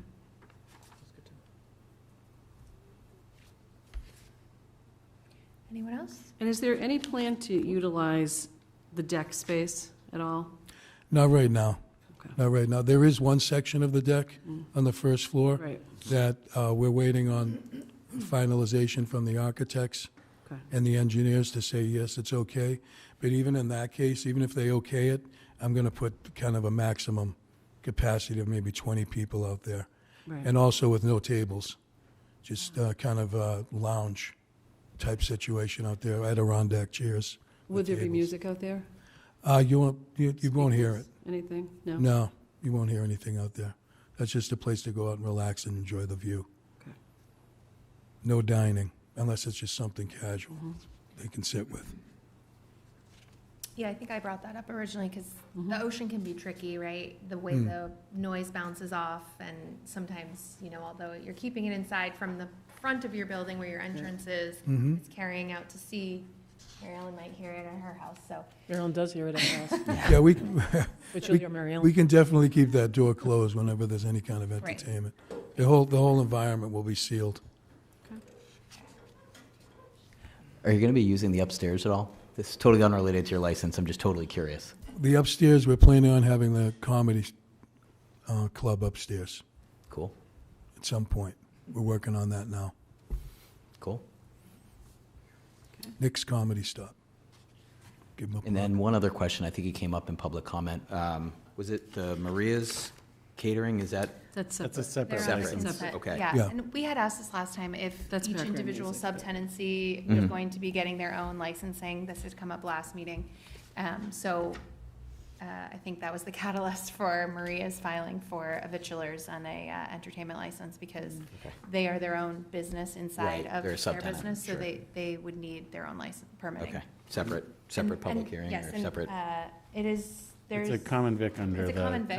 under Oh, the it's not consent and entertainment? the It entertainment. is It is entertainment, but there's no entertainment. public, Right. I mean, it's on the consent agenda because Yeah, they're okay. only asking for indoor Background music. music. Oh, They're not asking, they're not. got They're it. just asking for Performances, background. Happens, background I don't read music. Background music. So just to give an example, Cindy's has an entertainment license because there's a TV on. Right. So like it's sort of ambient music, indoor Yes. music type of thing. Yes. So that's why she has That's an entertainment interesting. license here, because of that. Okay. Yeah. Yes, it's a speaker for ambient music is the purpose. Yep. So if they have a TV on, they need to have a entertainment license? Yes, This came up in December when we did the renewals. yes. Do you mind if Michael Dennis made some comments? Sure? Sure. Yeah. Please. He's been here for so long, I feel bad. You don't have to feel bad. Thank you, by the way. To answer the soft questions that have been asked about the sound, fortunately, how I've designed the space to be, the sound will be generated not towards the front doors out to the parking lot. It logically can't do that. The stage is actually, as you walk through the main doors, you have to go into the property and then go to the left. There'll be seating, round tables, and structured depending on if we're doing a concert or if we're just playing background music. Most of it will be background music for the hours until the acts that have been hired start playing. And in my career, we don't really start playing the headliners until about 8:30, and they usually wrap up in 2 hours at least. No more. I don't know many headliners that would do that. But all of that sound is generated from behind brick wall and the serving area, which is protected from the front doors. I walk the space, I'm 150 feet from the front door to the downstage edge on the property.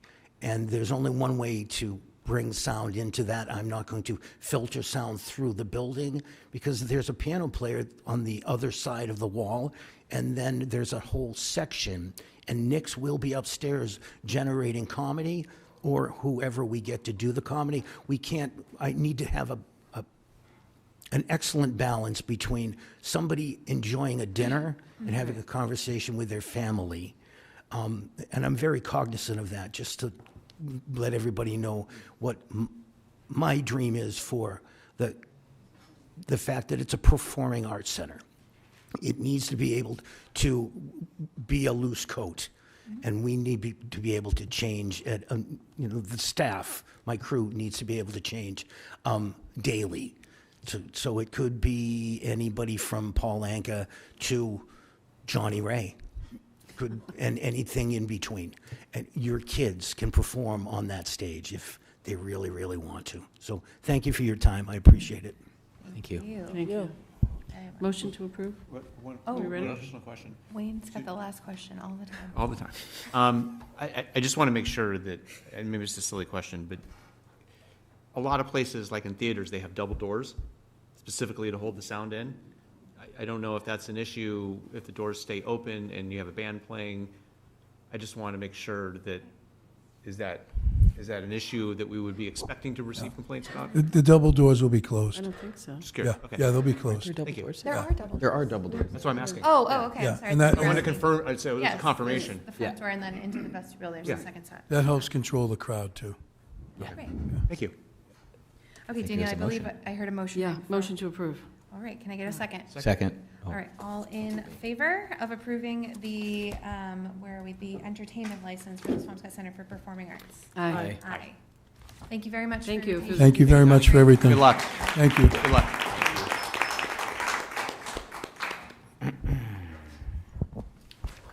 We got a good Wednesday act for you right here, if you're in the market. Yeah. Thanks, Charlie. All right, we're gonna move on, because we are here all night, to discussion and possible vote on the Hawthorne RFP. And we are gonna start with, hopefully Nick's gonna provide us with a little timeline, right? Yeah. Okay. You guys can stay, this is gonna be riveting, I promise. No. Run, Oh, run no. while you Here, can. guilt someone. No. A grilled cheese. That sounds nice. It's So- soggy by now. Pretzel. The idea that I will be really brief and turn this back over to you all. I just wanted to highlight some of the discussion as I sort of recalled it from the last meeting. The things that we wanted to talk about, and I will next time make that font a little bit bigger. The timeline, I know it's bad, I apologize. It looked fine on my computer. Exclusive versus inclusive drafting, which is the idea of, do we want to say a particular idea or a particular plan is just not acceptable, we don't even want you to hear it, or do we want to sort of be as open as possible? And then the other discussion is the scoring rubric, which really, those two go together, but it's just something that I wanted to highlight. This, again, doesn't look great on this little screen, on the big screen now, but in short, this shows the Hadley Hotel timeline that was laid out in the RFP. It's roughly a 6-month process from the date at which we posted it to the date at which the award was made. There was, it was posted, there were tours for 6 to 8 weeks. Questions were due, the town had 2 weeks to answer them, and then there was a month before the final proposals were due back to the community. There were presentations 5 weeks later of the finalists that were selected. And then, as you show here, there was a negotiation February 24 and getting into the final agreement. This was how it was originally laid out in March of 2024. So the idea is it's 24 or 25 weeks from the beginning to the end.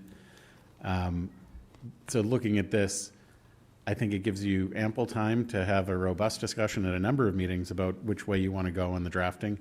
The other things I just want to highlight here are, we really do need to land the plan on that goal of when you want it posted, and then we really can give you a calendar that says this is when we as staff can commit to getting things in front of you for review and feedback. This is when we could do a public meeting or public information session where it's community development, myself and whoever else is involved. But that's a really important step for us to be able to build a calendar for you. Like, where would you like it to be at the end? And then we'll build backwards. So that gives you your schedule for discussions. Sorry, thank you. And then the other question that I just want to put on the table, doesn't need to be answered tonight, but Ted had mentioned it, is around the idea of professional support to ensure that the quality of the responses are what we're looking for. And looking at like the RFP for Hadley had like the website with the drone footage and all of that. We could certainly take a crack at that, but a professional would do a better job working with us, I think, and it would allow us to get the best possible outcome. So not a decision for tonight. It's something that I'll continue to highlight as you all have these deliberations. But I wanted to lay that out there. So we're going way too far. Not yet. Not there yet. This is where I meant to be. So these are the things that I really thought you wanted to have a discussion about tonight. So it's timeline. It's a 6-month roughly window. but you all really need to deliberate on how you would like it to be drafted, because that's that 30% that we talked about that is really up to you all. It's not the part that's, here's the property as described, here's the community as we, it's the really important stuff that you all need to make some determinations on and begin that deliberation tonight. How you want to draft it and the ideas around scoring. And with that, I'll turn it over to you all for discussion. Thank you, Nick.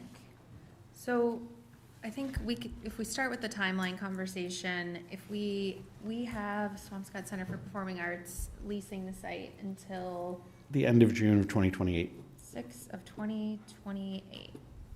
And I feel strongly, although it's up for discussion of the board, that we conclude this before we lose our tenant, so that we would have a purpose, no period of just open building, and we would not have to go back to town meeting for extensions, because I think they made it pretty clear that that's not what they're interested in.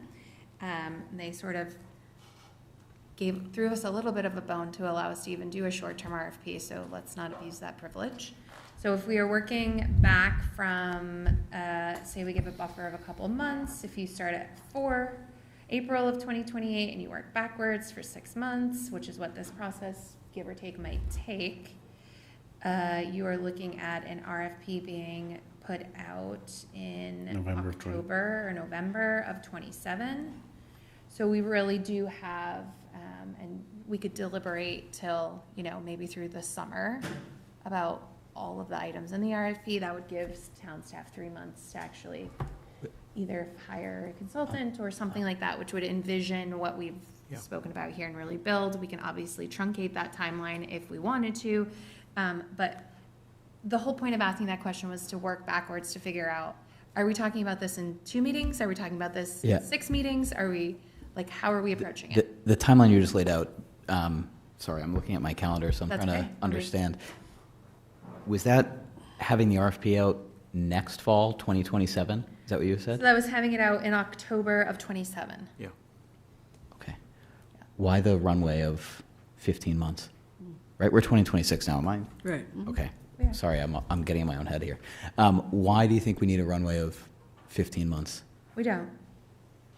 I think she just, that was the. She's just backing. Worst case. She's just backing it out. Like, worst that's case worst scenario, case. Worst case scenario, even okay. if we went all the way talking about this for a year, we an could envelope of still time. be Just to back in a it good out. Got it. And see how long it took us. Right, Understood. more for the public's knowledge to Right. understand transparency in the process. Like, even if we went from a worst case scenario and we couldn't agree on anything. Sure. Okay. But, Sorry, I'm late to the party on Obviously, the I think idea. we should put together something much faster, and we should get it out there, and we should elevate even maybe so for the Hadley, we had a very specific purpose, right? And we had a consultant who managed it, whose only job was to find people within that topic, right? We had a hotel consultant who was able to leverage those connections. I think this is going to be far different, so I think it begs the question of if it's open longer, if because it won't have, even if we implemented everything that the Hawthorne Reuse Committee said, it wouldn't have a pinpoint one sole purpose to focus on. Right. So you'd be asking people to think very creatively and intelligently about the parameters we gave, but we're not saying like, you must do X. Like we said, you must answer us with a hotel. So it makes more sense for this to be a little bit longer of a runway. Well, the Hadley actually had a longer runway. What you're saying is it was 6 months when we actually focused on the RFP. Sure. But with the Hadley, prior to that RFP, you have to remember we had a committee, we had multiple recommendations on exactly what to do, and then the select board had to, we had to work pretty hard as far as figuring out exactly what was our final decision on what we wanted to put in there, and the final decision was a hotel versus affordable housing, community space, this and that. So it was a much longer runway than the 6 months, so. Right, and I think some of that work we've already done, right? So we've created the Hawthorne Reuse Committee. They've come back with a detailed recommendation. We've already hired a consultant. We've gone through some troubleshooting there. And so now we're at the other side of it, and I would say we're sort of to a similar place where Hadley was, and I think that's the point Nick is trying to make. Like, from this point, if it were Hadley, it would have been approximately 6 to 8 months. So. And I think it's been really clear to us that the town wants to see action. Mhm. Whatever that looks like, whatever direction that ends up being, I just don't think we can sit and kick the can. I think it's definitely hard decisions all around, but it's on us to do that, and that's what we're here for. And I think that delaying it or, dragging it out any longer, I think, is just not what people want, right? I think we've sat on it for a long time, or previous select board, however you want to describe it. Yeah. I think it's, time to really decide what it is, Well, I think this comes in stages, right? In terms of developing any type of project plan, it's the, we've had the input from the community. Dialing back into what that input is what's going to be important for us to be able to prioritize, and then drawing that, the envelope of choices, right? The framework of choices that we have, the areas of do not go past here, stay within here. Slowly, we're going to have to kind of build that, well, not slowly, but with meticulous thought, we're going to need to kind of build that frame in until we get some focus. So I would, I think I think we have plenty of time. Not in a bad way, because I don't want to wait till the end at all. I want to start this now. But I think we have the right balance of time that we don't have to be forced into Right, we're not rushing. ill Right. decisions, but can be thoughtful about it. Yeah, I think the only thing that comes to mind when I think about the timing as playing devil's advocate is you get a RFP respondents. We do not have a tenant-free space until June of 28. So now an LDA can be, because we've already leased it to the Swampscott Center for Performing Arts. Yep. And they're making significant investment, and, we have a contractual obligation to allow them to utilize it until that time. So if you were to have respondents who, we would just want to be very clear in the RFP that it's not vacant and that Right. there's a tenancy there. There could be due diligence that happens coinciding with tenancy. So I think, we can alleviate some of those problems, but you don't want to be so far in advance that then there's 12 months of them waiting for us to have our tenancy, elapse. Well, I think if it's clearly stipulated that we obviously are leasing it till June 2028, there's really no confusion there. If you're stating that, right? But again, I think when we asked for this short-term lease of town meeting, we said we would update and we would, basically get moving. Yep. So I just want to be cognizant of that fact. Or I don't want to rush, I'm not saying rush, but I'm saying make substantial progress towards what exactly we're looking for. And we owe that to Nick, we owe that to everyone to give direction on how this moves, because if we don't, then it doesn't move. And there's also going to be some level of financing contingencies that are going to have to go Oh, of into a course, development yeah. of this size that will take, as we're seeing with the Hadley, substantial amounts of time. Mhm. So the worst case scenario that I could see is, the Swampscott Center for Performing Arts vacates a space, then we still have 9 months of financial contingencies It's just that may or may moving. not happen. Right. And then we're sitting there with a potential dilapidated well, at that point it won't be dilapidated, it'll be very nice, but we're sitting there with a vacant building. Right. That may or may not fall through depending on financial contingencies. So I think we got to try and get to the Goldilocks of figuring out the right sweet spot in terms of not too far out, but Yeah. close enough where we're not Right. left with a vacant building while somebody's going through 12 to 18 months of So financial. let's evaluate then if that backing the time out is, what that time is in terms of having to get an LDA, the financing, what is a reasonable amount of time that we could expect? 6 to 9 months? Well, what was the finance contingency for Hadley? Was it? We're still in it. 18? We're still We're in in it it. right In it. now. Yeah. Right, It's so up it's- in We're in it February. 18 for- months or That's 18 something? months. Jesus. I mean, There was a 90-day due diligence period, and then there was an 18-month financing due diligence period. How long did it take to negotiate the LDA? a long time. How Long much? time. How long did it Very take to long time. negotiate the LDA? Oh, you guys. It was signed It was in, not that long. well, It was, it was many awarded weeks? in the spring and signed in August, I think, right? Yeah. Okay. Yeah, 4 So- months. Yeah, it was not that long in the scheme of Okay, so contract between, negotiations. between everything we just discussed, though, 4 months Right. plus 90 days plus 18 Right, months, so we're that's what I'm talking, saying, working backwards. But we're not talking 24 months. We're not plus. collecting income during their finance phase, right? No. Okay, so we're holding on to it one way or the other. Yep. And we're paying for it. So we've got a lot of time, but we don't have a lot of time. Right. So, Yeah. So we're, July, August, I mean, why not shoot for October, this October? To open the RFP? To have it out? Not to head, well, I don't know. How long is it, let's work from the front. We work from the back, let's work from the front. So how long will it take us to establish the priorities, build that framework? And a lot of and some good conversation. You're asking the same question from the other side? I am, Yeah, from the same front. thing. And so, So just say you, sorry. I mean, from our standpoint, we were trying to make sure you all knew where the guardrail was at the end. So, I just think if you work backwards, sorry, I just did the math. So if you work backwards and you say there's a 12-month financial due diligence period, which you can stipulate that in the RFP to say we're not going to have more than 12 months of financial due diligence.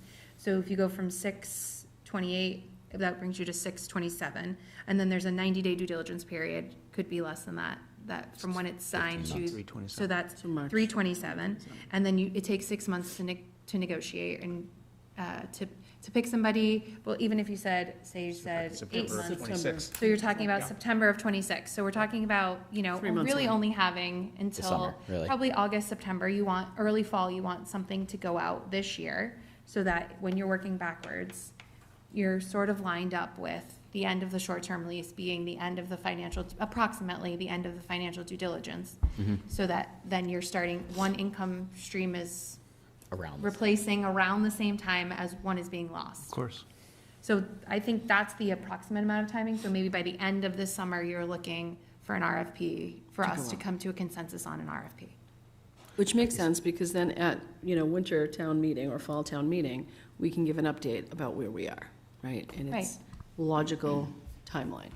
We could have more definitive answers for, the people that have put their trust in So, us go to ahead. do this. You say something? So you're saying by the end of the summer to have an RFP? You're talking about 4 meetings? Well, so As many we meetings would as we have want. 2 meetings in July, Careful. We could have 2 special meetings in August. We could have additional meetings. Every week? Oh, that's great. Whatever it Happening all takes. summer. So I want to, one of the views that I have been kind of gathering is that what we're seeing here with the Performing Arts Center is it's a pilot. And I think there's going to be valuable information that comes from that. Whether or not, the risk, obviously there's a risk taker from the perspective of the business, but there's these 4 quadrants that I kind of imagine. I've expressed this in public a couple different times, but, I'm hoping that they succeed. I'm hoping that the public likes it. They could find out that they didn't succeed, but the public likes it. Then they could find out that they succeeded, but the public didn't like it. And then it could be negatives on both. Either way, however this pans out, it's an amazing pilot project for us to be able to understand what the potential is for an entertainment of some sort on this property. And I think that may affect how we see it as a board, just from the aspect of the reality of it's actually happening, right? I think that may give us so this space, this window, assuming that they're starting up pretty quickly, will give us some indication. And this is in no way saying that we're going to let them go past. I'm not supporting or not supporting. I'm not supporting or not supporting it. I'm not even opining on that in terms of going past the lease. I'm just saying whether or not this type of project has value in the community, both for the business and for the community itself. And we're going to find out really, really quick. Wouldn't you say the value, so I agree with your original supposition, but my thought is that the value is really to the RFP respondent, not to us. Because a respondent would come in and say, look at the response that this place has gotten. That's a great business model. We want to make that long-term. And so really, when I think about drafting the RFP, I want to think about, the next point, whether it is open-ended such that I'm just providing a rubric that says, well, I think I want the site to be leased versus owned, and I think I would rather, score higher a property that is a lease model versus ownership. I might negatively do that. I'm not saying that you can't reply with an ownership model. And that allows the respondent to really pave the path forward and prove the business model. Now, whether they use the documentation of the current business, great on them. whether they tune into these meetings and the realities of what's happening in town this summer, I mean, that's the respondent you want.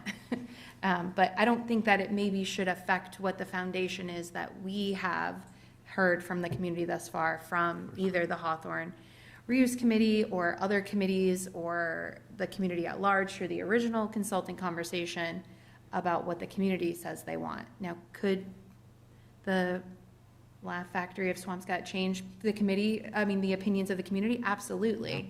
But they're limited by the building and the space on what they could have even started with. Right. We're not going to limit anybody at all, or we have the ability not to limit anybody Right. at all if we choose not to. And their window of them develop, the RFP goes out, the professionals that are coming back are going to be paying, like you said, paying Right. attention to what is actually happening in the community Yeah, and to the business. yeah. Well, from my take on it is, I think what's very critical for us is the entire economic development of that whole channel and also having open space in that area. So we have a couple variables. One is the parking lot, St. John's parking lot. And the other thing is having something there that is supportive of the hotel and having the hotel there. So these are really critical. So something might work for a developer. A developer might come in and say, hey, this is going to be great. This is going to work for me. But it's something that might not work to enhance the hotel and enhance economic development coming out of the hotel. The taxes we receive from a successful hotel are pretty paramount to what our financial success would be in the entire area. So I think that's really, really important for us. I'm just going to circle back to the timeline for a second.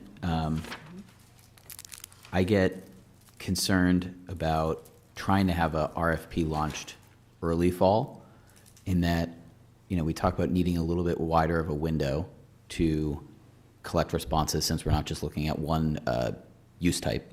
Mm-hmm. So if we're going from, what was it, 60 days was the Hadley? No, for which? The RFP. For the RFP, it was 6 months. 6 months. 6 months, okay. Yes. The RFP was. From start to finish. The When it RFP was was 90 released. days, start to finish was 180 days. Yeah. But the window was Getting to the agreement. open to submission was Yes. 90 90 days. days. So I would get concerned about getting too close to having, like, submissions are due Halloween, Christmas night or something like that, because we also have to consider, if we're going to market this and trying to market this to the development community and as widespread of a response community as we can, where we have to also consider the amount of time it takes to develop a marketing plan, to get that enacted, and that takes runway.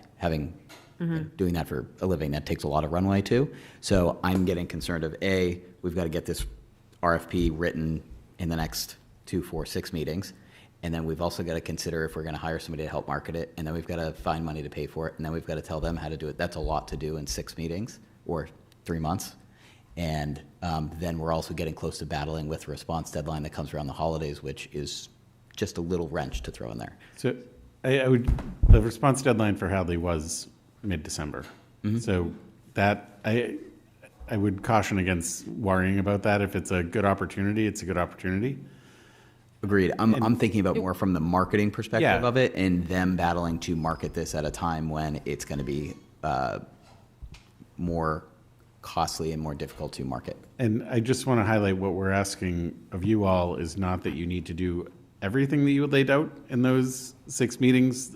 The majority of that is you all come to a directional decision and we do it, and we come back to you and tell you what we've done during our normal full-time work hours, because you all are volunteers. And so we'll need the expertise, we will need input on more than one occasion, but I want to make sure you all are focused on the big decisions that are really important, so that you can sort of point us in the right direction to execute on things and bring them back to you.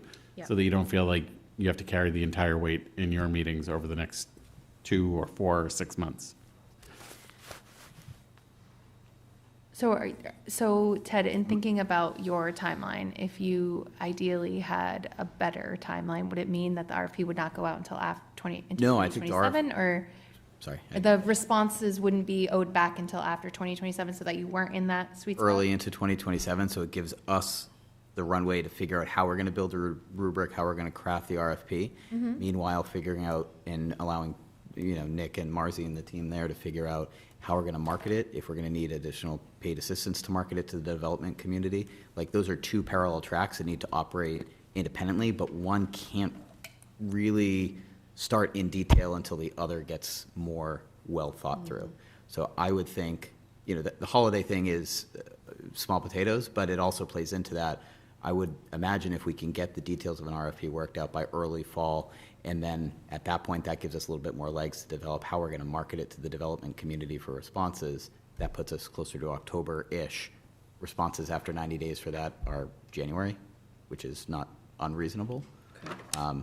And at least gets through some of that busy time for media and gets into a new fiscal year for companies that will be able to have better forecasting for what RFPs are going to respond to. Do we have, I asked this at last meeting regarding the adjacent property, the parking lot. Do we ask for an for a contender, for someone who's going to put an RFP together for a with and without option? You could. Thus, then, if they can come back with a development that makes sense with a with option, there becomes a detailed discussion on how to finance that. Because it's not free. And it's a... Well, we need the timeline for that. That's kind of where I'm... Right. So we need the timeline for the grant proposal. We need a timeline for what it would look like in capital, what the breakdown is financially. The grant respective to... The purchase of the property. Like you meant like an incoming grant for money. Yeah. Correct. It would be. So up to $1 million grant opportunity to purchase the parcel. Oh. That's Okay. what's been discussed.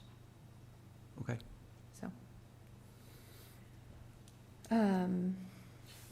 Yeah, I guess to more solidify that point, we do have to determine if this is an RFP just for Hawthorne, with an asterisk of, wouldn't it be great if we own this adjoining parcel? What's your vision look like?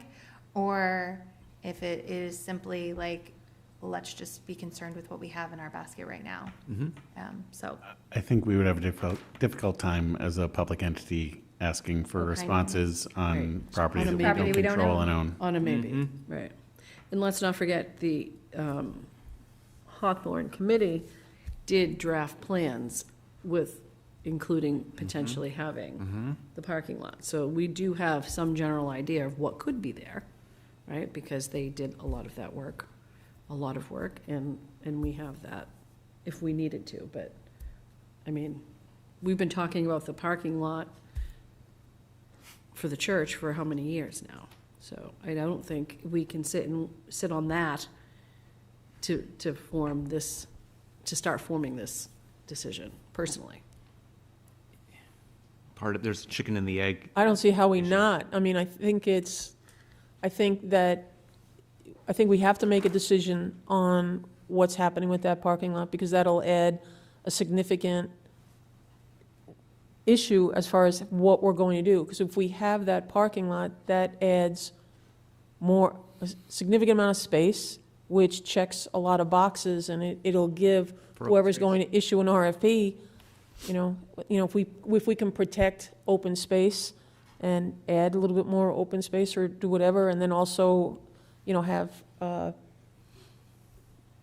businesses and parking, that pretty much gives us everything that we've been asking for, that people have been, so I think it's really important. But we're also asking people to pay more millions of dollars than for a lot where they've already given us the authority to purchase a lot for millions of dollars that we're paying for every single month that sits there. So I just want to be cognizant of what we're asking this town to do.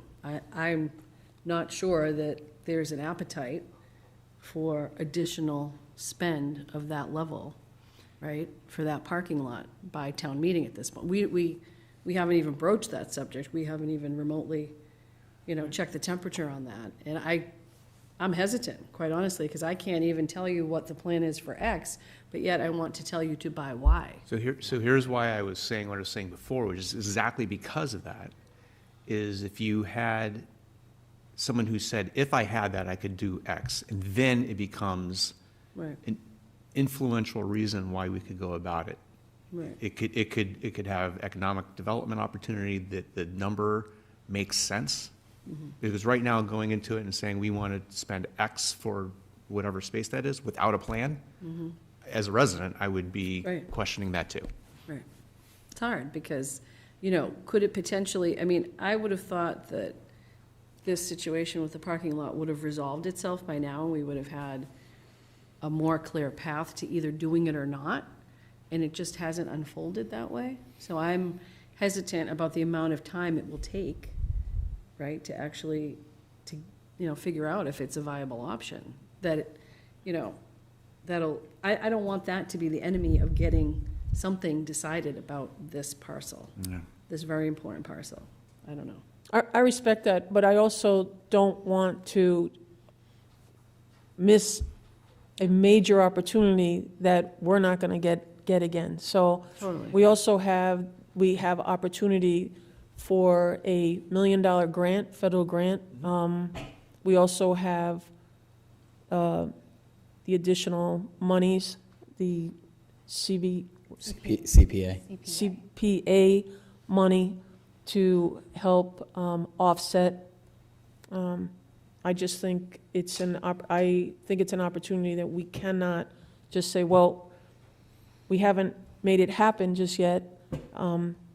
Let's just go ahead and deal with this one property, this one side, the Hawthorne. We haven't been able to close it up with the parking lot, so let's just focus here. I understand it's going to take a little bit more patience, but in the long run, I think it's a major asset for the entire town long-term.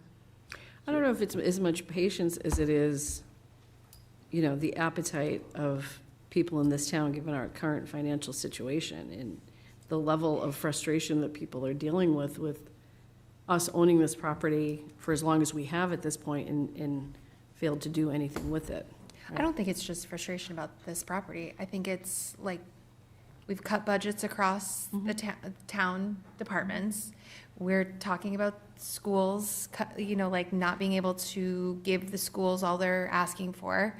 We're talking about other, Tom came forward and spoke today about maintenance of fields and other, we are getting pulled at by every single string available. Police, And- fire, And it's not, and, if we had the ability to do it all, we would. We have the appetite to. But I just will obviously support what the majority of the board does, and I'm not typically the negative, naysayer, but we bought a $7 million parcel, and some people thought it was totally going to be open space, and some people thought it was going to be a vision that now we likely, although some of us would like to see it, probably cannot afford to facilitate.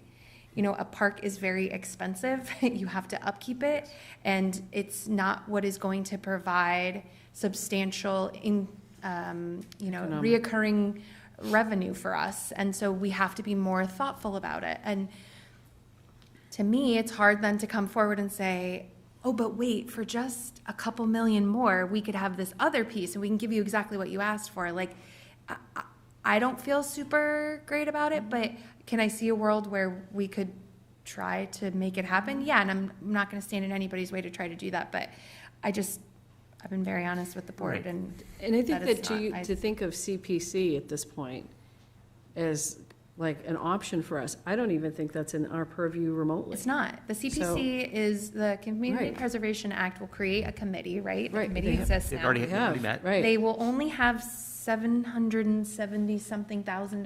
No, they'll have double that. They'll have two double years that. in the first They'll have year. enough money. Okay, so They'll have enough money to cover a bond. But they have to But they split have that a number of between things three. that- Yeah, there's three priorities that they need to Categories. hit Open space. minimums on. Right. And it's open space, affordable housing, and historic Right. preservation. It is completely outside the 5 of yours control, other Right. than the appointee that you have. Right, as is the grant, really. And so we as general government would make a request of them for funding, and it would be competing against other priorities that Right. other organizations in other parts of. Right. So I just want to highlight it. as Doug talked about it as well, for different priorities Right. related to open We've spent space that and money development. 3 times over by Exactly. now. Right. Right. We don't even have the authority to do that. It would be competing with everything else, and it would be something that we would submit and advocate for and ask for support of.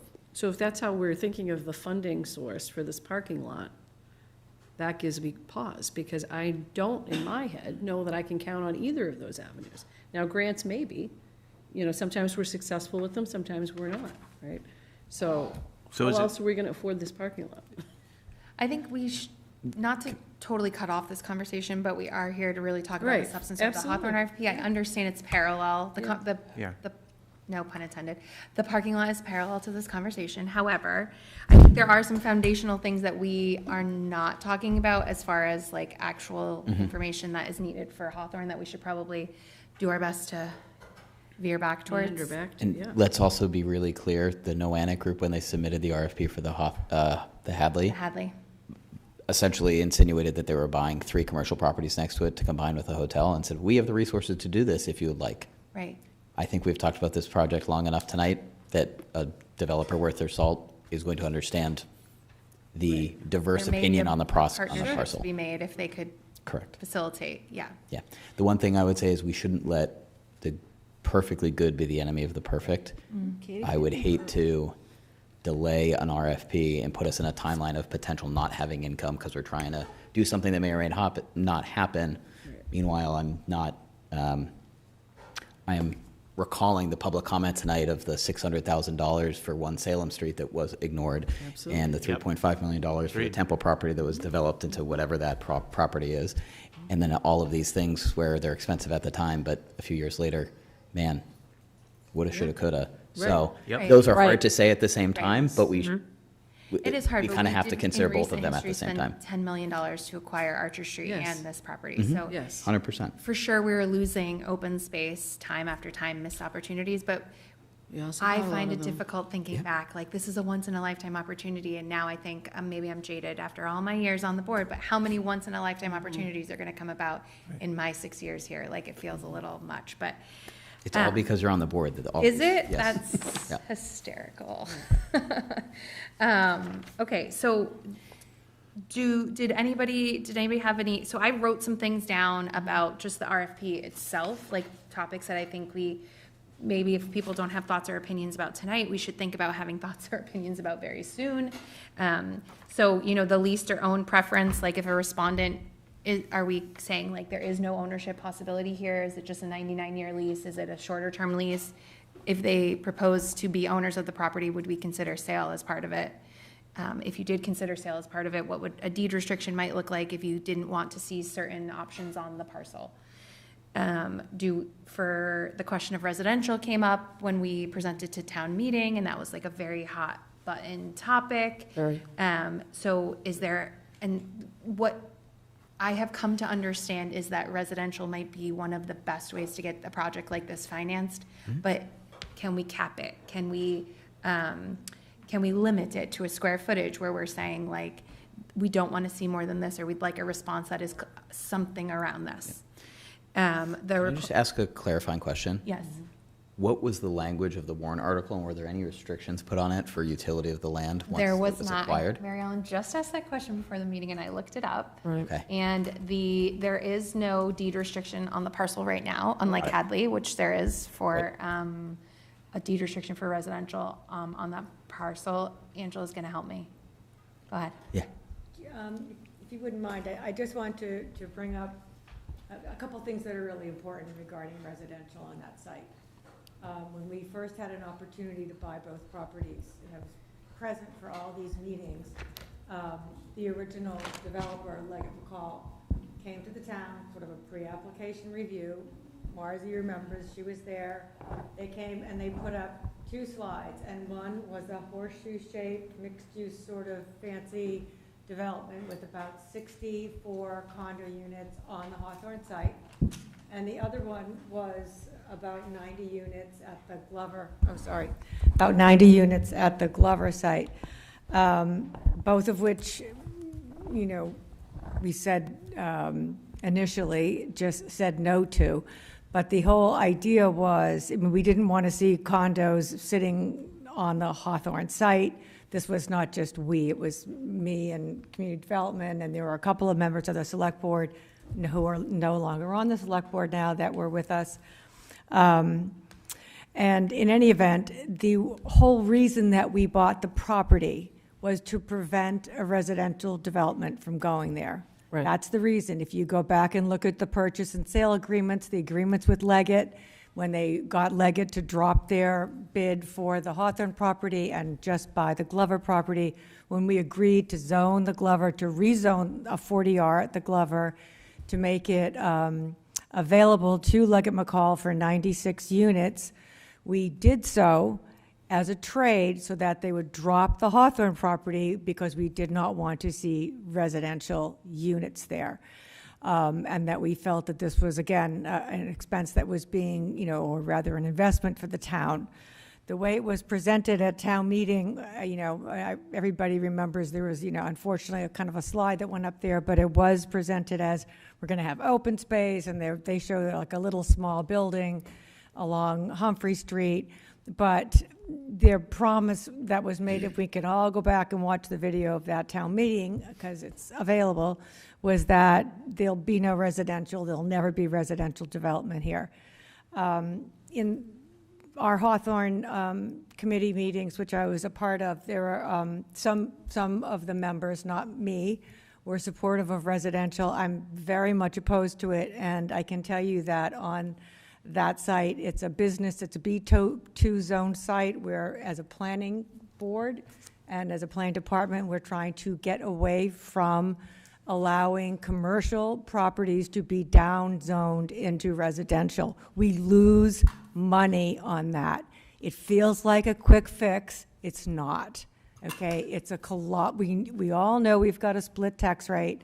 It's the worst possible thing that could happen at that site, which is a site that is unprecedented on the coastline of Massachusetts. And that's just a fact that we were able to determine. There's no open site like that anyplace along the ocean. So, bottom line was, just one more thing about residential is there is inadequate parking there for residential. And we also made the point that it would take away the sense of ownership of that property by the town.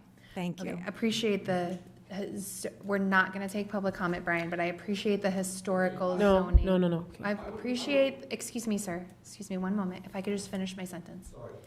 I appreciate the historical zoning and negotiation background which occurred when we acquired the property, which is paramount to this conversation to make sure we are at the foundation trying to keep in line with that background, which none of us were here for, because most of this was negotiated right before we joined the board. Right. So, thank you for that. Brian, we are not, I understand you would like to say something, but I appreciate, Brian, please. I asked the planning board background and historic information from a representative from the planning board. I am not asking for you to comment right now, and I would appreciate it if you wouldn't mind respecting that. I can respect the rules. Great, thank you. We are moving on to commentary by the board then. So if there is additional commentary, then you can join us at public comment next meeting and we can discuss the misinformation, Brian. What, in 3 minutes? Brian, you're welcome to send us all an email like you already have. I'm not going to sit here. Okay, thank you very much. That was misinformation. It was a All right, what's next? Okay, so, okay. So, are we saying that the planning board would recommend that we do not put residential or anything about residential in an RFP? Is that what you're saying? Has the planning board opined on that? Well, that. I can't Not in my speak for the time, no. entire board. For the planning board. I cannot speak for the She's entire just giving us board. the history. Yes. She's just talking about it from a negotiation standpoint. At the original purchase of the parcel, it was meant to be a trade-off. That's right. Right. For Leggett McCall for the Glover Glover property. multifamily. Right. When that original development was discussed. So Right. they said, we will drop the residential thoughts at Hawthorne and pick up the Glover, which I think the town felt was much more well-suited for residential development over a beachfront Location, right. location where it's the mouth of the commercial space, right? So that was the context that I was trying to ascertain there. So thank you, Angela. Are you asking our opinion? I was just laying out some some commentary that I sort of thought about. And Right. again, we don't have to necessarily answer any of it or all of it tonight, but I just thought to try and start off somewhere to get the ideas flowing. So can we just like hit the topic lists? Yeah, that's And well, then, that's and I think we kind of got into the weeds of, I liked where you were going with this, like just get like the broad Yeah, topic so- list that we can start so to. whether or not we should require municipal parking or not on the space, and potentially how much, whether or not we require open space and potentially how much, and whether that's by square footage or by percentage of the property as a whole, or a scope of percentage, right? Up and above the water. Whether we would favor the removal of the building and prefer a new building, or whether we would rather just see the existing structure remain.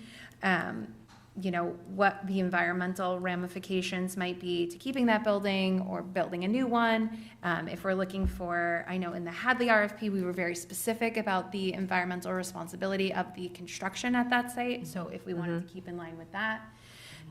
The street scope consideration, they talked about that. Streetscape, what did I say, scope? Sorry, I'm thrown off a little. The streetscape consideration and how it lays across with, if the church parking lot is not developed, how it might look to have that space undeveloped and then the building right next door. So how we might consider that and how we would like it to work. To me, I wrote walkability. I know there's been a big push at Vinnon to make sure that that development is very walkable and very accessible. God bless you, we heard from public comment about how much more walkable the community is becoming. So, is that something we want to really focus on and make sure that however it's set up, that we feel like there's a lot of channels to get in and around, and that it feels like, we're able to circumnavigate the whole space through walking. And then synergy to the hotel, obviously. So if it's something, and not just the hotel, but all the businesses in that area, but specifically the hotel coming in as helping to keep that vibrancy going in that space. Those are the things that I just wrote down as topic It's a great points. start. Thanks, Wayne. Appreciate it. It's a great start. I would highlight, because the fact that I think there's an agreement between the balance of open space and business development, that we also we can almost bisect that at some point and talk about topics of, for the open space, we would like this type of thing. For the business space, and we're not defining what those spaces are, but what would we lead towards in the RFP? Grade higher, or what would we give more consideration to? Yeah. Yeah, and I think we can. Yeah, as opposed to kind of like mapping it all together, you're going to kind of map it Right. separately, and it's two branches of a tree. So with the development, I think the easiest to not try to program it yourself would be to rely on the planning and zoning work that's already been done. Right.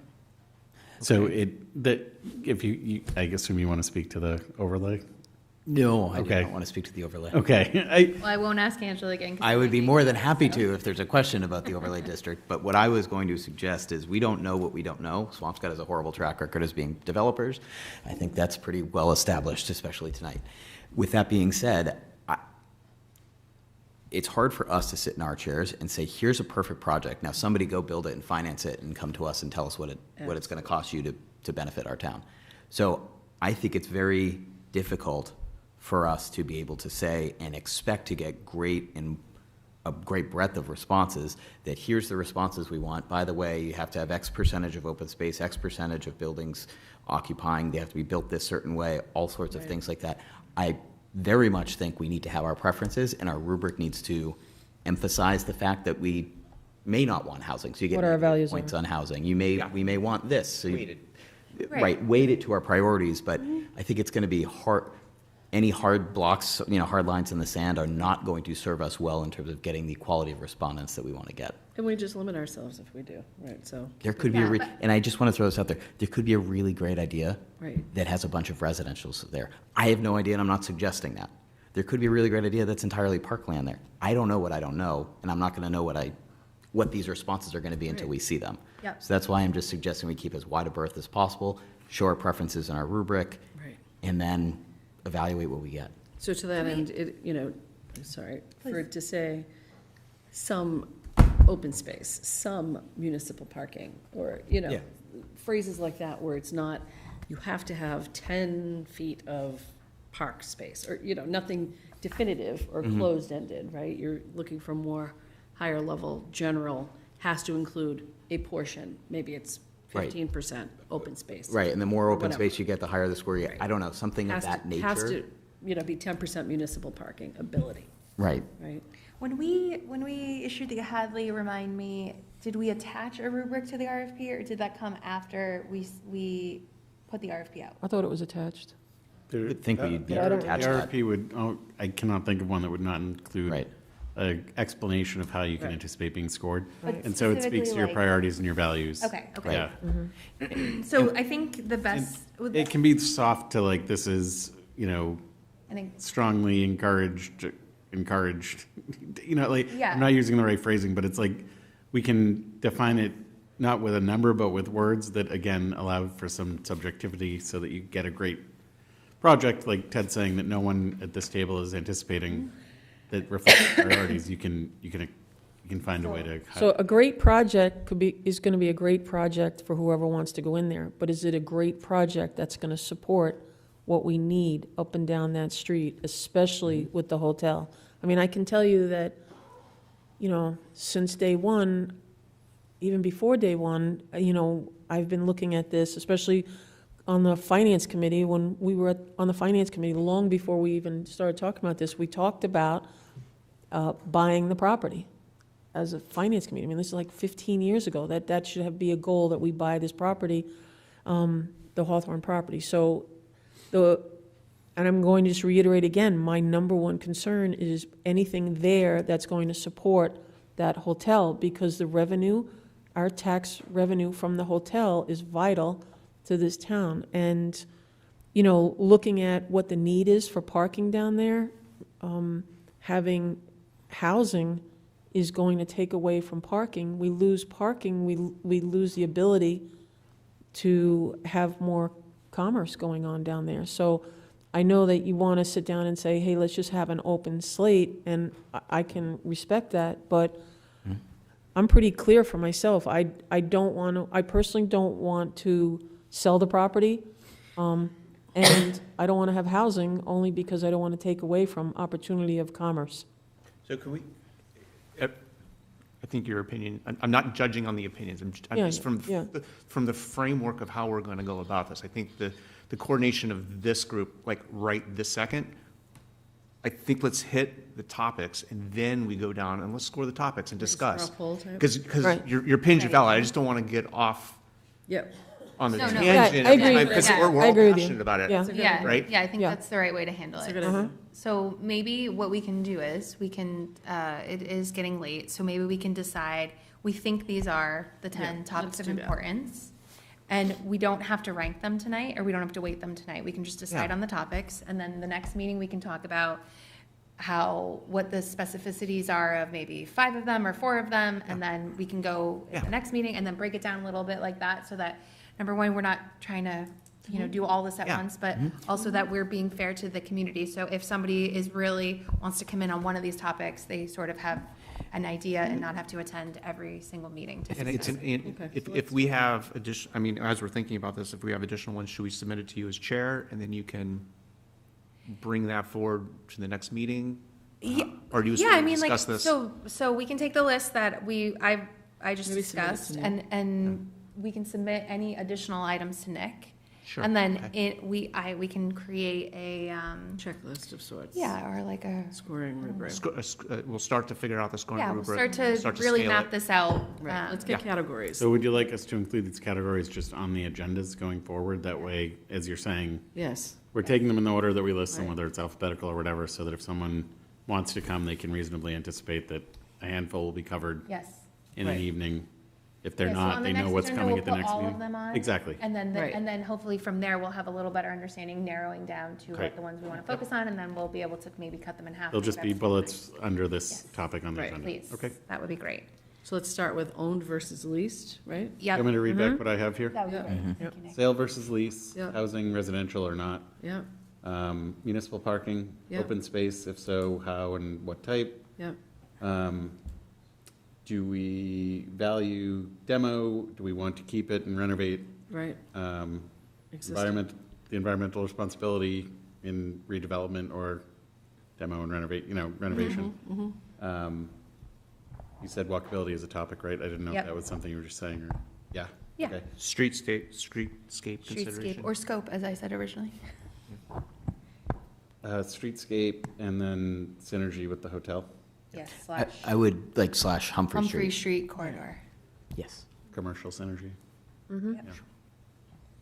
Okay, I so w- yeah. if So is that anything, 10? that is 1, 2, 3, it's 4, nine. 5, 6, 7, 8, 9. Somebody's So- gonna come up with the 10th. We Yeah, gotta have an so even number. you don't have to come up with it tonight. If something comes up that people think about, we can submit it to Nick, and Nick Yep. will facilitate it. I think re-reviewing the Hawthorne Committee report might, as we're thinking about Right, this, we'll it might have make picked you- up something we Yeah. did. Yeah, most of Well, these I fire. took from the Hawthorne Committee Yeah, report, to I- be I can- fair. yeah. Like, Right. when I was Yeah. reviewing it, I was like, okay, these are the topics that they Right. talked about at large, and this is, where they spend most of their time to get to their conclusions, so. we're Without just- diving into too much detail on it, out of curiosity, what were the environmental considerations for the Hawthorne or Hadley RFP beyond the super stretch ultra building code that we had was authorized it. 2 years ago? Super strict, passive house. Passive restraint. Oh, it was passive house? Okay. Passive Passive house. house. Ready? I said that with authority, and I had no idea what that meant. But Fake it Doug till you was make it. You very did great. big on that Yes. being a requirement, that they attempt to the best of To their meet passive house ability, standards. be passive house energy efficient. And so they are attempting to do that, even Good for through them. historical. But was that on the RFP, or is that what we just did in the No, we just LDA? negotiated that We in the negotiated LDA, it. but if you recall, Right. it was an item that went back and forth. Oh, my And so in God, for order Yes. to- 3 months. If you're talking about cutting down the time of the negotiation, the best way you can do that is to put your it out there wants in upfront. the RFP so that it's less negotiable. There you go. So, Thank you. you're welcome. Great. All right, so we will fun. continue that discussion. This is the first of many again. And we will move on to discussion and possible vote on the solid waste and recycling contract with Republic Service. I have a slide that is tiny, so I was just going to read them to you instead because I could barely read them. So I wanted to give an update on where we were. The negotiations are ongoing. We have gotten the red line back from Republic. KP has reviewed it. I had a discussion with KP today, and we'll be moving forward with some feedback for Republic tomorrow. And then we also have an operational sort of planning weekly meeting with Dan on Monday. So there'll be 2 opportunities in the next couple of days for this. On the public, there's nothing massive. I just want to highlight that, our RFP had a contract included in it. They had some edits.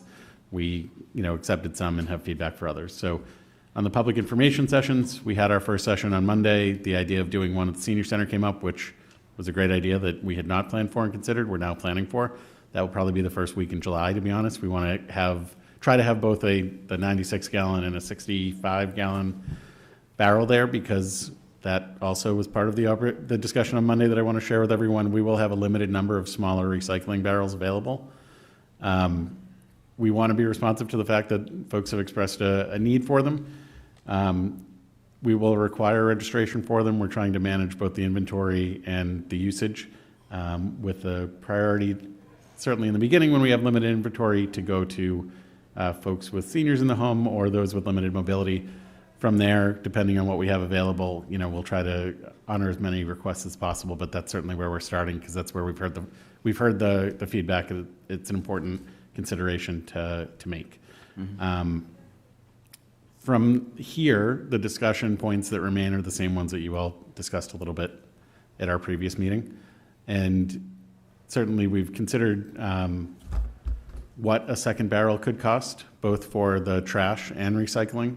I think that final determination is something we need to come to shortly. At the very latest, it would be that July 7th meeting, because that would still give us the opportunity to be collecting information about who needs it, and then getting back to them with a delivery date as well as a cost so they can make a final decision. That hinges on a couple different things that we discussed at solid waste. advisory committee, both tonnage and sort of the administration of such a program. So that's something that I would ultimately leave up to you all. I'm happy to weigh in, happy to bring it back to the July meeting if we think it's too late tonight to have the discussion as well. I'm not sure where you all would like to go. The determination of what this fee could be has some math behind it. It really does. I've been working the last couple of days really hard trying to develop a calculator for it, so that, and I think I sent it to you like late this afternoon. You probably haven't even looked at it yet. I don't blame you. But I took the data that we know and I put, what our variables are, which, I'm just trying to pull it up here, but my battery's dead. There's the cost of just the tonnage, which is our tipping fee, which is separately negotiated, and then there's the cost of the actual functional service. So there's, I can actually wait till Katie. So philosophically, I just kind of want to lay the groundwork of two different ways to look at this. I have a feeling on one. There may be differing opinions. That's okay. But I just kind of want to frame this in a way that everyone can kind of understand it together. Of course, everybody knows, no, not everybody, it's a terrible assumption. Our trash contract is broken down in a couple different ways. One is the transportation cost, and the other is by the weight, what they call a tipping fee. That's by about $125 a ton. So when you think about what the established per resident cost is, there's a baseline, and that baseline cost is for the truck to come to your house. Mm-hmm. The total contract for that service, though, still has almost like a hidden cost based upon the total amount of tonnage that we provide, because it determines how often they fill the back of the truck, how often that they have transportation back to the landfill or the transfer station, and so on. It's not really easy to see, but if you can think about it one way, is there's an established base cost per household that it costs. Now, the second part is usage. So if you have, we did a quick basic division of the amount of tonnage we've had in the last year, divided by 5,100 municipal households. It comes around 25, 26 pounds per household. Now, that doesn't sound like a lot, but the reality is that some have less and some have a lot more. So there's a bit of a distribution curve in terms of its usage, right? And so we did, SWAC did a survey 2-ish years ago, and we got like 900 plus respondents, which I thought was pretty good. That's just under 20% from a statistical analysis standpoint, and it was roughly 8% were users of a regular basis for extra bags. So we know we have some that are barely filling it, some that are filling it normally to its height, and others that are constantly needing additional capacity. So knowing that we're going automated and the use of regular extra bags becomes problematic just from the service side, they've encouraged us to go, to have a second barrel. Okay, so how do we structure that? So one way to do it is to say, okay, well, if you have a second barrel, you have to make an assumption that the first barrel is completely full, right? Mm-hmm. And that being completely full depends upon everyone's going to be a little bit different. So if you look at, EPA had provided some guidelines in terms of how much that could potentially be if it was full. And it averages, it could be as high as 50 pounds. Okay? That may vary upon your experience, but that is kind of based upon average of the how much tons it is per cubic foot or how much pounds it is per cubic foot. I've done some math, I put it in the calculator, whatever. We can all look at that. I'd like to be able to present to the board that calculator, work with Nick a little bit further to help make those assumptions, and then come with the recommendation, but also something that you can say, well, what if we charge less for this or more for this? And you can kind of see how that flows together. And then it starts to make sense. The same thing goes for the recycling carts. I'm pretty convinced that the businesses on Humphrey Street and other commercial businesses are going to need more than one. But whereas I think the average per household was like 10, 11 pounds of recycling. In other words, if you take the massive number divided by 5,100 residents per week, it's not that much. But then you have to make the assumption, if you need a second recycling cart, you're filling up all 96 gallons. Right. Which then burdens the town much higher than it ordinarily would as the average residential user. So when we're thinking about a second barrel, think about it in terms of it's full. Because Right, plan for it. that's right, in terms of coming up with that number. So in terms of coming to you with a recommendation, would it be possible for Wayne and I to work together, come on July 7th? That would be we need to set the price on July 7th for a Yeah. second barrel. I just want. So there'll be a discussion. There'll be a discussion, but we also need to come to a conclusion that evening on what the number will be. I'm trying to wrap my Yeah, head can I around just- it. I'm just thinking of my own two recycling barrels. Can I just talk about two things really quick on top of that? So great that you did the calculation. That's Yeah, so it logical. is thoughtful, My mind yeah. is in glee. However, when I was talking I was talking a little bit to residents about it at the farmer's market as I was walking around, and some people agreed totally with that sort of mentality. Like, all you do is take the number of residents, divided by the average tonnage, and that's how much I'm supposed to pay for an extra barrel. But then some people were like, well, the whole reason we went to the small barrel was to reduce the amount of waste that we have in town. Right.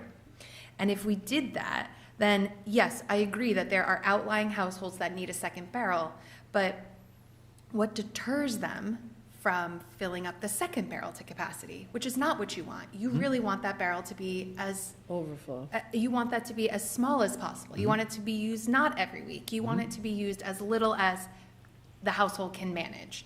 So then, do you put on an additional, like, sorry, you went over the gallons, but you really shouldn't, you should be trying to keep Isn't that what the Nobody wants to $3 talk about it, but thing I'm is? gonna bring it Sure. up, basically, like, the community has committed A tax, to a tax, basically, for a second barrel.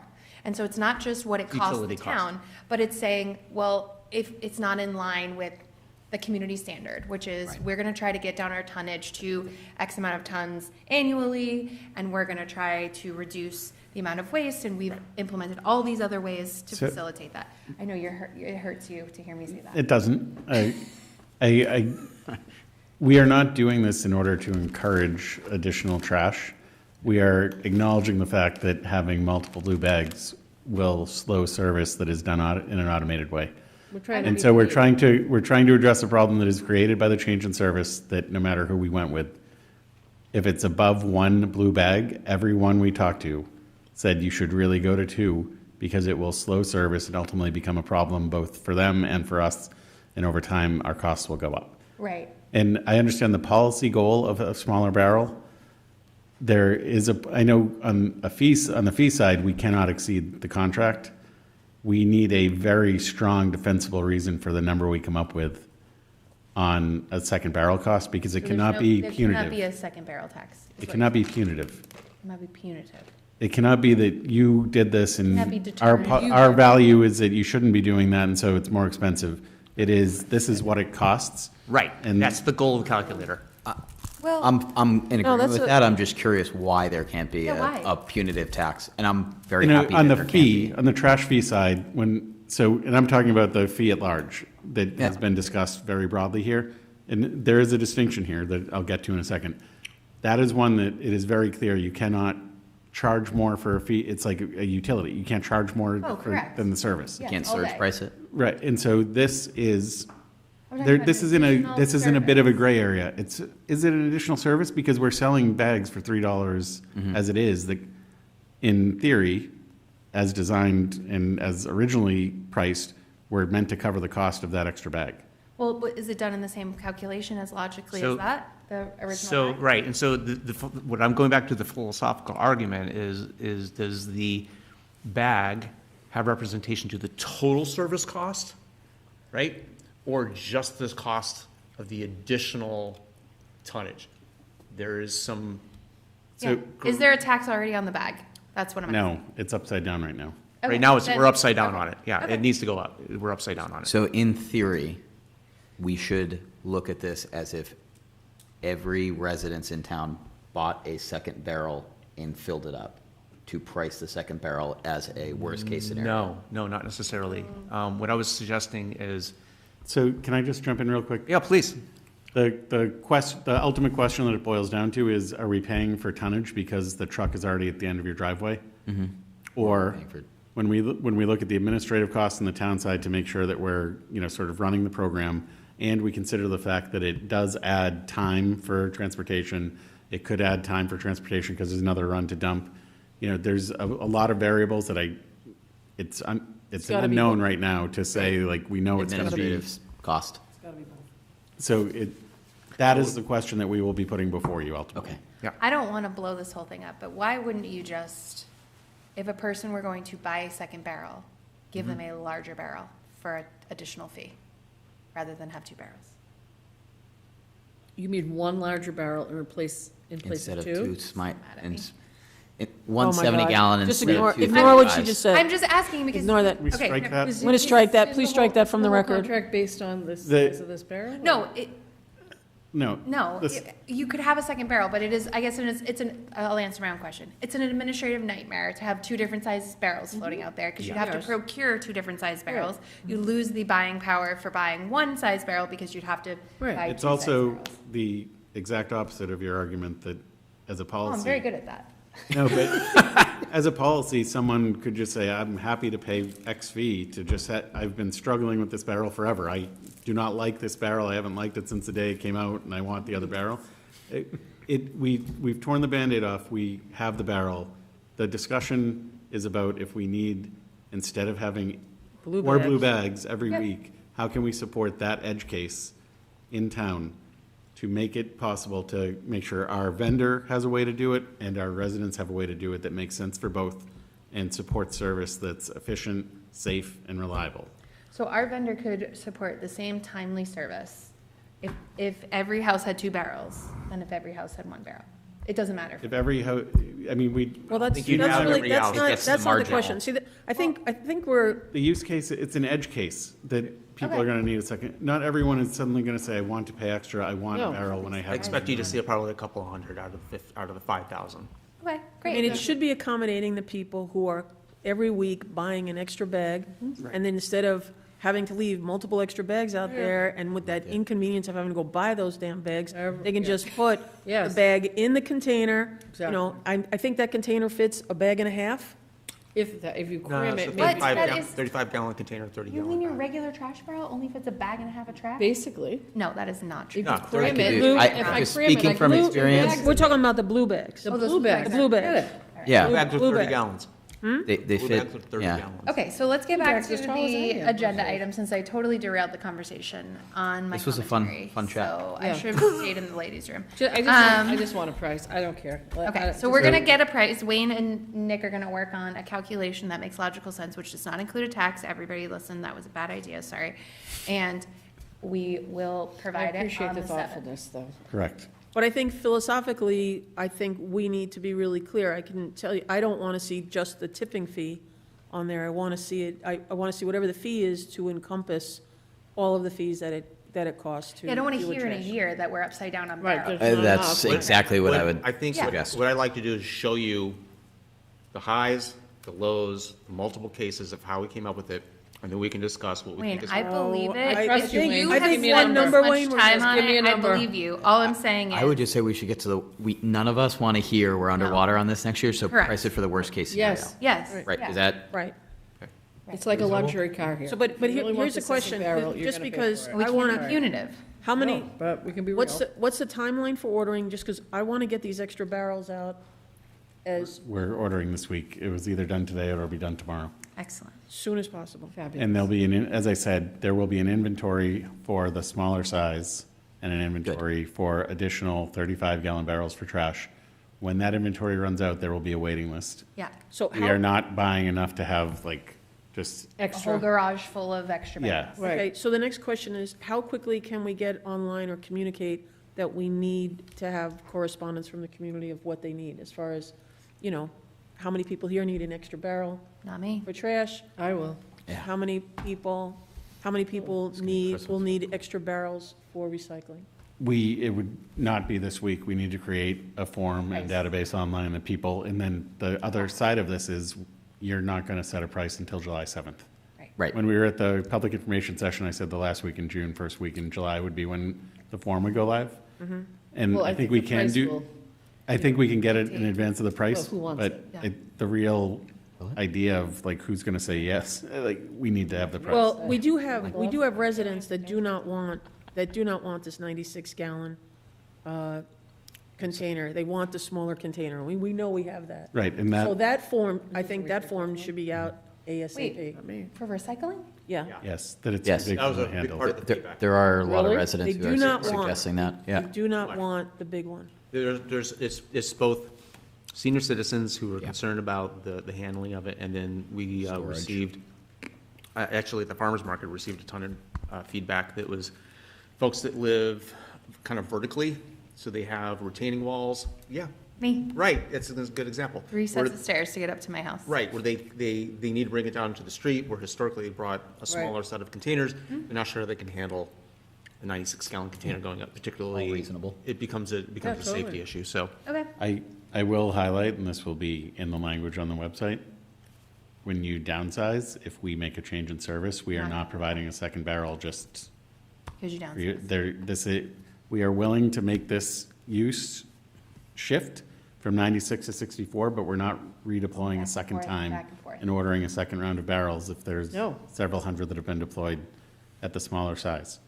So in that situation, Phone a friend. I'd just like to see us get a form out ASAP for that one. Yeah. We talked about it on Monday that it would be last week in June, first week in July, which would They go be to DPW once end of next week, beginning of the week after, is most likely what we're looking at, a week. to get something that's reliable and works. Maybe we could do some targeted Facebook ads. Okay, Is that in the budget? I don't think so. What does the timeline look like? Oh, so we're saying, but when are we going to talk about the actual changeover to, are we looking at August 1? Are we looking at?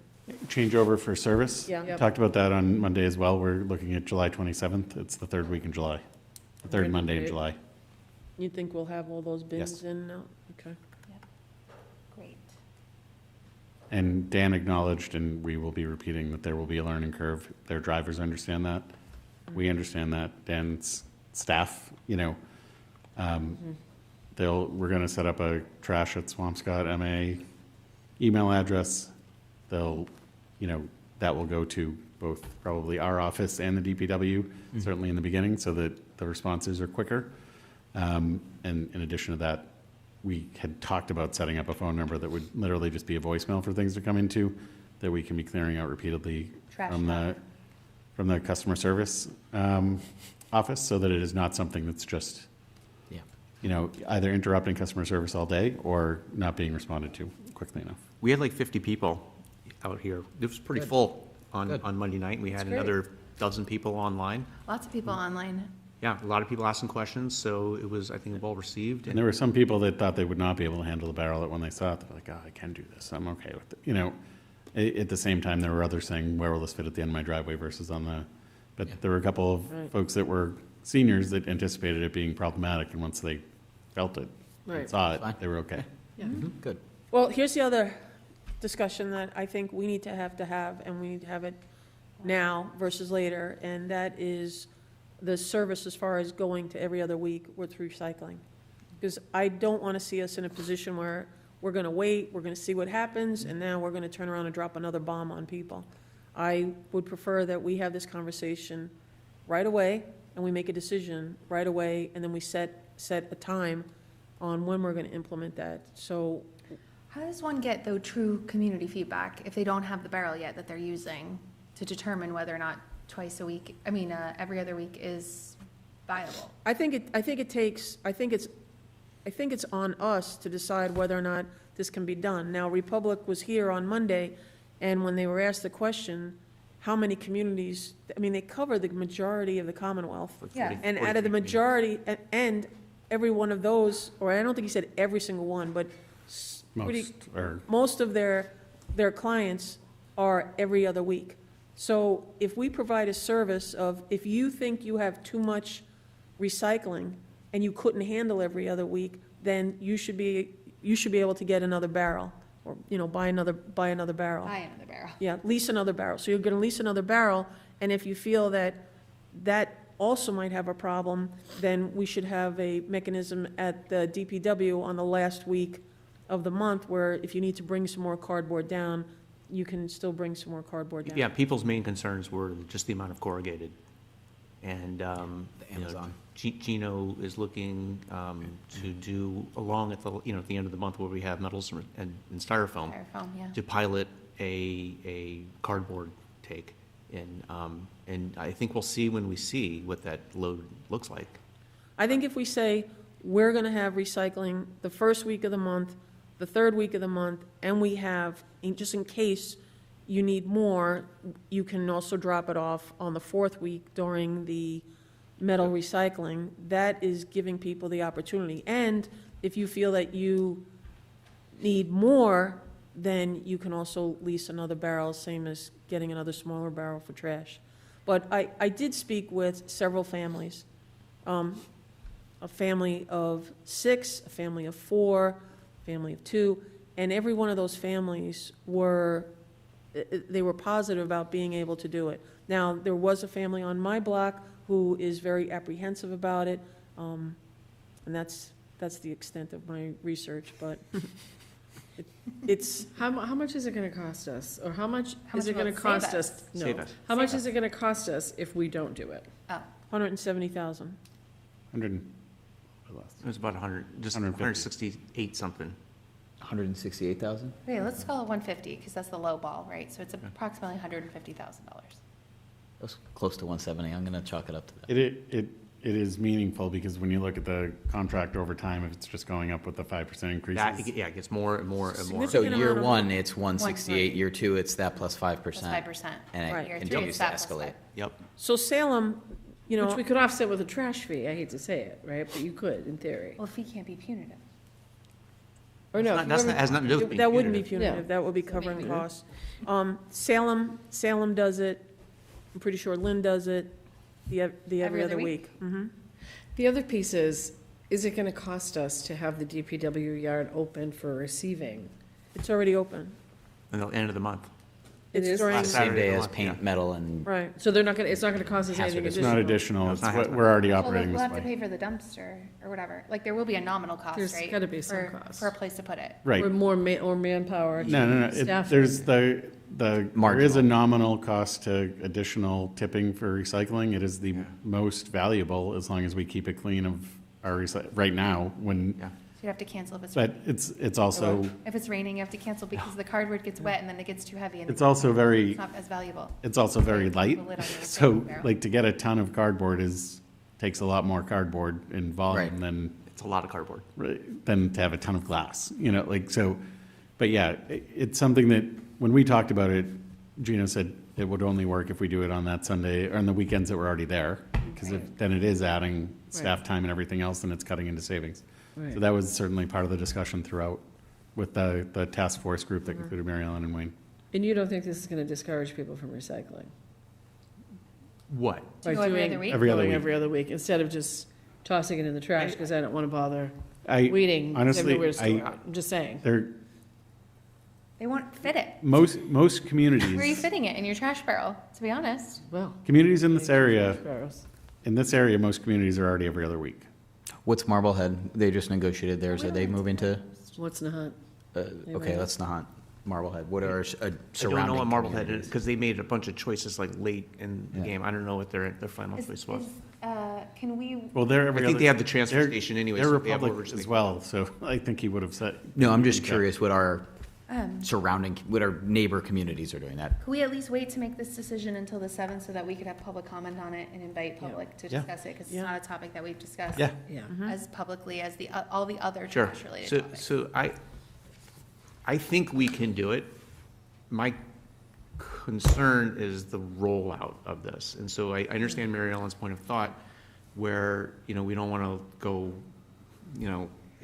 feel like people are getting hit over the Right, head. right. In 6 months from now, what are they doing now? We Right. need to get in Right. front of it. I am, and advertise it.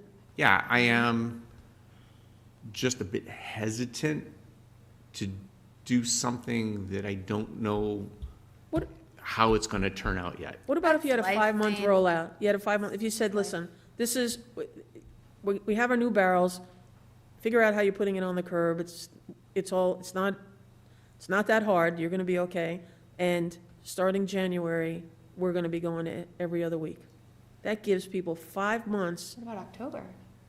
Well, you Well- get close to holiday season at that point and recycling during, yeah. I was good with October, but. Yeah, I'm just. I mean, and you know, we can always reserve the right to. Did you get any Get feedback public on this feedback? Monday night? Anybody asking? Not for every other week. So we didn't even. No, I haven't asked to- yet, To right? be clear, This to be hasn't been clear, I publicized. know that you've disagreed with my characterization of this. I've talked about this, we're not changing service levels Right, that's in what I've July. heard too, so. That's what, we are doing what Right. we've always been doing, and that's Right. what, and so we have not asked for, we have not solicited feedback on this idea. Right. Some people have certainly heard your discussions on it, and I've mentioned it as part of the discussion, and I explicitly talked about it at the Solid Waste Advisory. I don't know that I did as much in the one this No, we really. past Monday. Yeah. That we negotiated a price for this for a reason. Yep. Because this was our chance to do it, and we anticipated that this could be a change in the future. But when you get this barrel in July, you're still gonna have it every Tuesday. It's not gonna be every other Tuesday, it's gonna be every Tuesday. We've publicly stated that, and now we're gonna potentially. No, I think Well, what Mary Ellen's saying I'm is saying- get used Make to a it, decision. but make Right. the Make a decision. Right, implement- decision. Implementation. We're not works, gonna, though. we're not gonna do this until, I mean, I wouldn't wanna do this anything earlier than 3 months to make sure, October. But I think to make it even easier on the public to say January, because now we're past the holidays, you know, that's just the input that I have. Yeah. I had a resident say that he thought January was a better date. Yeah, I'm I gonna be mean, the sleeping on the ties couch is here, tonight they're if I gonna don't. write about it, and then we're gonna have feedback. I'm sorry, that's the No. Lynn item. Oh, the Lynn item, sorry. I apologize. The item is here, they're gonna write about it, and then, I'm sorry, it wasn't meant to be personal. Thank you. They're gonna write about it, and then we're Good gonna have a response. million people show up on the 7th to give public comment about whether every other week is a viable option. I mean, we, close to $170,000 savings, I know, it's hard to pass up that right, savings. especially Well, when, after you know, 3 years, that's almost $190,000 Right, so. total, like it grows, so. I don't know. All right, is there anything else left? Because we're not gonna solve this one topic tonight. No, So I is there just, anything else left? just setting the table so. Right. Right. So we know. Okay. Where the pitch is So coming. we'll have a brief discussion on the costs for the fee, with background on how we arrive at it, and then you all can deliberate and decide on the 7th. Okay, Okay, good. That'll be The fun. fee for the extra barrel I'm talking about, right. just want to be clear. Both extra barrels, because they're not gonna be Correct. the same price. Correct. They could be, but they probably Should won't. have to be. No, they registered can't for be, my yeah. second Well, recycling yes, barrel they can't be also. because you It know. can't be because of the recycling. It's 190 gallons of recycling. Next question. Okay, so we'll move on to the final topic on the old and new business, which is the 6-month review of the town administrator. So in accordance with the town administrator's contract, we negotiated a 6-month review. And the charter. It's in the charter. It's, okay, so it's. I said both. Yes. And the charter, yeah. And the charter, Yep. yes. One topic I do want to get into before we give the review is that there is a misalignment now between the start and end date of Nick's, the start date of Nick's contract. Thanks. The annual review process and what it says in the charter. Right. So the charter contemplates a June annual review. Oh. It worked out, we did a 6-month review in June. Right. So the 6-month review 6 months actually is due in began in April. April. Right. And we solicited feedback from the prior board members. Correct. Which is what I will be presenting tonight. Okay. So we would be looking at October for his annual review. Right, 'cause that's So his we higher date. should, at some point, update our charter and handbook. The charter review committee is slated to, we got to get that going. But that should be a topic so that we can align with, upon the It should anniversary say of hiring. anniversary date instead of June. And it should be an First. annual process Surprised that it occurs. got written that way. It's Exactly. not, it just says every June. Yeah. Okay, so the overall combined scoring in each individual category, so the 5 of the 2 prior board members and the 3 of us all did our best to answer the questions that were put forward, which included personal characteristics, professional skills and status, relationship with our board, policy and governance, reporting, citizens relations, employee relations, supervision, fiscal management, and community/external relations. I will say that not all members answered all of the sections, so it does sort of skew the results. Some members felt like they couldn't answer certain sections because, for whatever reason. So for the first category, personal characteristics, and Nick and I have already discussed this, so this is not, won't be new to Nick. But personal characteristics, the combined rating was excellent with strong consensus of high performance across all of the reviewers. For professional skills and status, they called it a high S, so some satisfactory, some excellent, mostly strong with some variations from one reviewer. Relations with select board, again, we gave it a high S, which is very strong overall with consistent positive feedback across most reviewers. Policy and governance was rated as satisfactory with a solid performance, limited variation, but fewer excellent ratings in that subcategory. There was a high S for reporting. For citizens relations, the combined review was satisfactory. For employee relations, it was a high S, which means some said excellent and some said satisfactory, with more saying excellent than satisfactory. For supervision, satisfactory. This was the most variable of the subcategories. And this is where most people did not answer it because it was based mostly on like relationships, really like for the chair or vice chair. And if you didn't hold that role, you might not have had purview or felt like you comfortable answering some of these questions. Fiscal management, it was excellent. One of the strongest and most consistent of Nick's categories. And then for community and external relation, he got a high S, which is a strong performance with some opportunity for growth. Overall, the town administrator has demonstrated a strong overall performance across the evaluation period, with a majority of reviewers rating his performance in the high satisfactory to excellent range. Several areas consistently noted as highly effective. His key strengths include his excellent judgment, professionalism, and composure, his ability to maintain clear and transparent and timely communication with the board, providing thoughtful recommendations, but supporting the board's overall informed decision-making skills, demonstrating strong ability to learn quickly and adapt. This is obviously a 6-month review, not his annual review, and boy, we've thrown a lot of him, and he's been able to handle it. He's showing initiative in understanding town operations, identifying process improvements, and implementing solutions.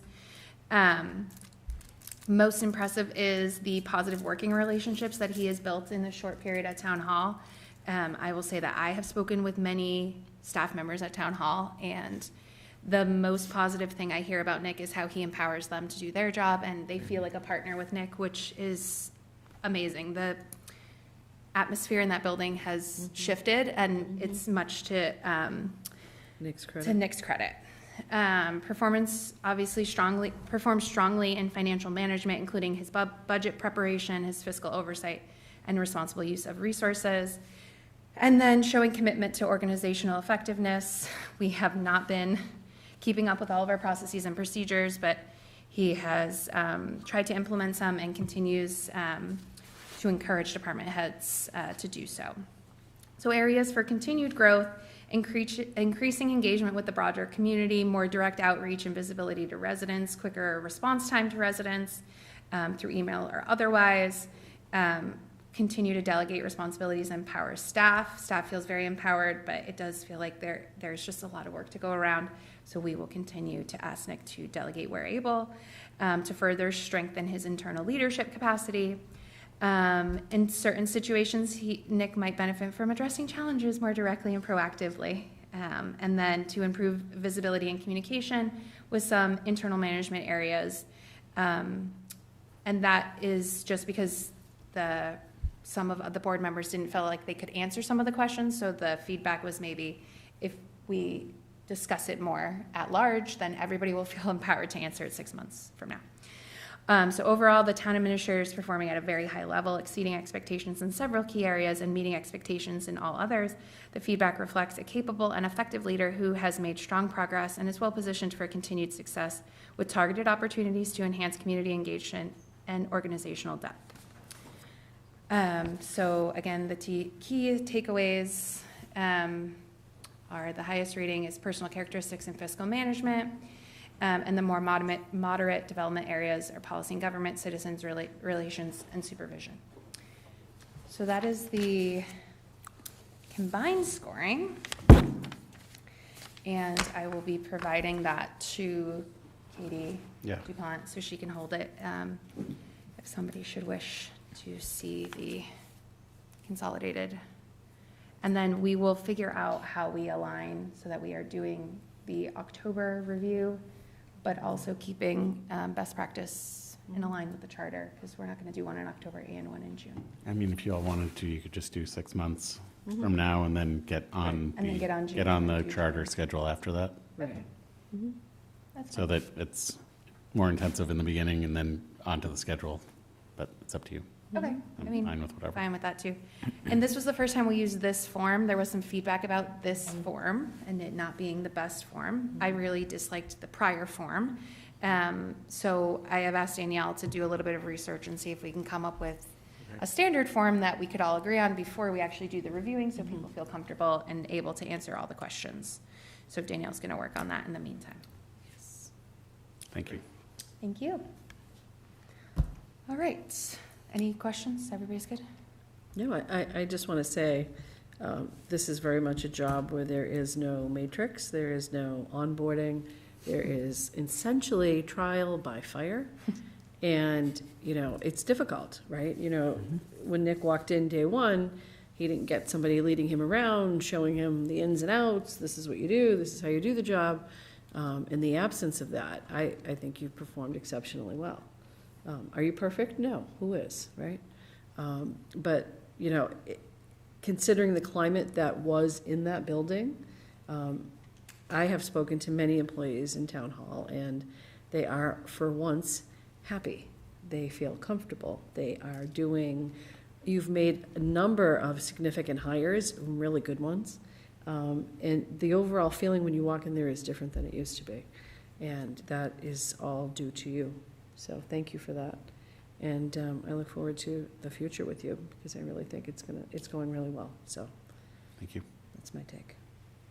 Great. So I am looking forward to having a different application, because I think that application is a little tough. I mean, I couldn't answer something, you know, asking about the relations with employees. How would we know what the relations are with employees unless we're walking around asking employees, how's your relationship with Nick, which I don't think is really something you want to be doing. And I also think that there's some opportunities there. I think communication, you know, was never touched upon. I think, you know, I think communication is something that really needs to be worked on. And as far as financial, I don't share that agreement on financial and on budgeting. And I just think that we have to have conversations here as far as what is this board's philosophy on finances and how we should be looking at things, because we are coming to the end of our unused levy, and we're looking at an override. So those are conversations we have to have so that, you know, he has really clear guidelines on how to put these budgets together. And that's good feedback, right? I mean, I think, too, it would be unfair to penalize him for being here 6 months and making him responsible for our unused levy, right? Certainly not something we could grade him on or negatively grade him on. But yes, certainly, you know, I think he's carrying out what we direct and what, you know, in the past 6 months and the way we've guided. So as much as we want to, if we look for improvement for you, then we have to look inward also, because we're the ones kind of driving that bus. But it's definitely a good point. On that topic, and I will keep it brief since it's just on what you brought up. Well done. I think you've done great in the few weeks that I've been on the board and worked with you. Thank you. At town meeting this year, the Finance Committee provided recommendations on ways to minimize future tax levy uses. Right. And we should have conversations about those well ahead of budget season. Yep.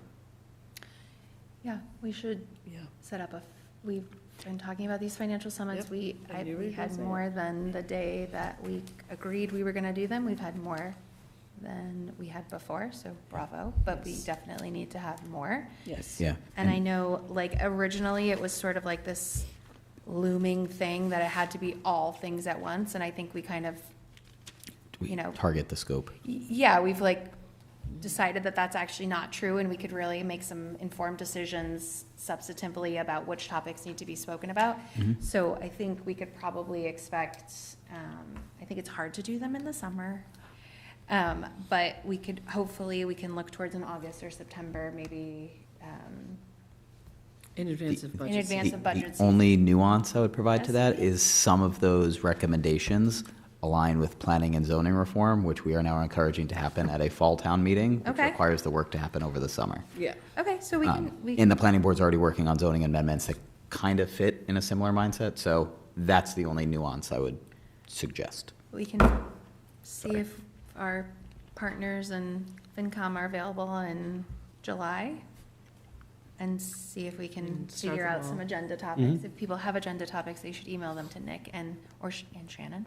Well, I think that I was. think Eric has an you interest said that in too. looking at, and I've talked to Eric about this both before and after town meeting, looking at the policies Policies. Yes. if any- to align, and it speaks to what Mary Ellen just said, actually, that we're aligning what the priorities and values are right now with the priorities that are outlined, you know, in those guidelines. Right, So right. this being the second year in a row going into excess levy with a projection that continues to do that, Right. we shouldn't have in there that we are not going to do that. We should acknowledge what we're doing right now, or Right. we should draw a hard line that we stop doing it. Right. And that was one of the things that Eric said it would be important for you all in FinCom to sit down together and have that, among others, have those discussions to say, are there guidelines that, looking at it 8, 9 years since the last time there was a deep discussion around it? Yep. Are there things that we need to change to reflect the financial reality that we're in right now? Yeah, and I think we should think about that when we talk about our goal discussion, which is on agenda for late June. As a Right. board, our goals as a board, now we have the master plan, now we have thoughts about financial policies, now we have, you know, and how the budgeting process went this year. Those should all be helping us understand the things that we want to propose Right. as our sort of high-level policy mission statement as a board. So we will continue on that discussion, and then that will dovetail nicely into a financial policy discussion. So I just wanted to comment one thing relative to his performance Yeah, please. evaluation. First of all, I thought you did a wonderful job on Monday. I really liked how you handled, you know, all of the 50 questions coming at you in public. Thought you did great. I think your level of professionalism is incredible. I've come to realize just really how much you've taken on, and being able, I know it's challenging when I want an answer back quickly, but I also recognize you are also juggling chainsaws at the same time. So, and I know you're hesitant to even say, oh, you're always one, I appreciate you always wanting to fall on the sword, but I want you to know, you know, that you know, I hold you to a high, of course, a high level of not just respect, but expectations. Expectations are high in this job. And I think delegating those responsibilities to your staff is one of the most important things. Building a staff that both has that mutual respect and also knows that they're valued is incredibly important for the community, and also helps you make your job become more effective. So I just want to say thank you. Thanks. Thank you. Excellent.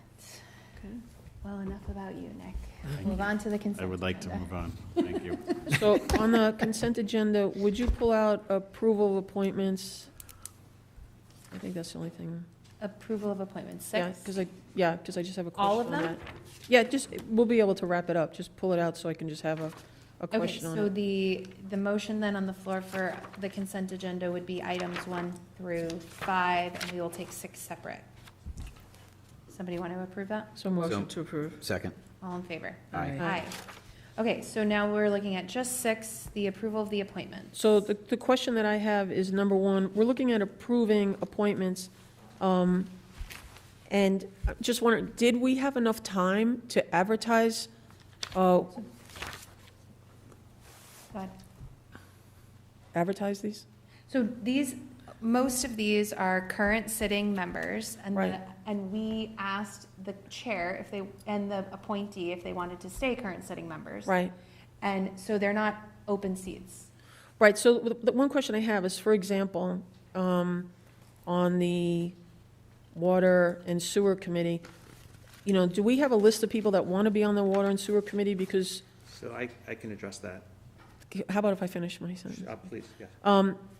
Because do we have anybody, because we have a member here who's on so many different committees. I'm just wondering, if we have people who are on so many different committees, did we want to, make that person an alternate and get somebody else in there, or give another citizen an opportunity? I'm just wondering, did we really look at this? And we didn't even have the application out there to be able to get on a committee for any extended time. So that's the question I have. The other thing is, no one, I'm the liaison to the retirement board, and no one even asked me about reappointing Tom Driscoll. And I would like to just say something about Tom Driscoll real quick, so you're all very well educated on Mr. Driscoll. And I think he's a very rare volunteer to have in this town. And I actually put a couple notes because I didn't want to forget it. He's actually in the Janelle Cameron category of volunteers, and it's pretty tough to get into that category. He's a former select board member, and he was on the select board before we had town administrators, so that means he had to really roll up his sleeves and do a lot of work. He's a current clerk of courts. He's been a lifelong resident here, and he's been on the retirement board for 35 years. I mean, he doesn't even look that much older than 35. So he's on the board over 35 years. He's been the chair since I've been on the board, he's been on the chair longer than that, but in the last 4 years, he's been the chair, and I've watched him just do an excellent job of controlling his meetings and always keeping everything quick up front, and they get a lot of work done. He keeps the committee expenses super lean, whereas other committees across the Commonwealth go on retirement meetings in Colorado, California, or all over. They go to the Cape for their meetings. He only spends money when it comes to real important educational issues that involve it. And So what is the question? this is one of the few committees this is one of the few retirement boards that doesn't take a compensation. It would be a little bit hard for them to take a compensation when a committee like ours sits here without any compensation too, so they've restrained themselves from that. But this year alone, the board, he was actually a deciding vote, had to make a very important decision as far as changing consultants. And I thought he was out of his mind changing consultants. And that action turned to be really a super, super positive thing for the community and the savings.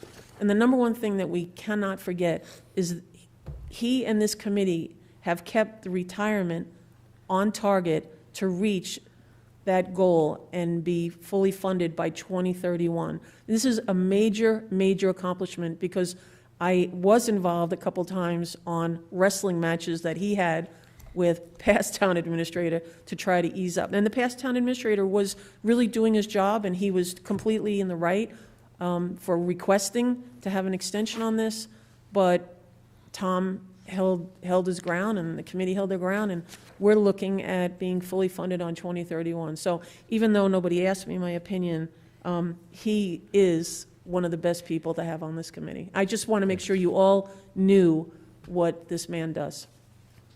So that's all I have to say about that. And then my only other concern is, did people get an opportunity to be on the water committee, water and sewer committee, when you have someone who's there who's on so many other committees?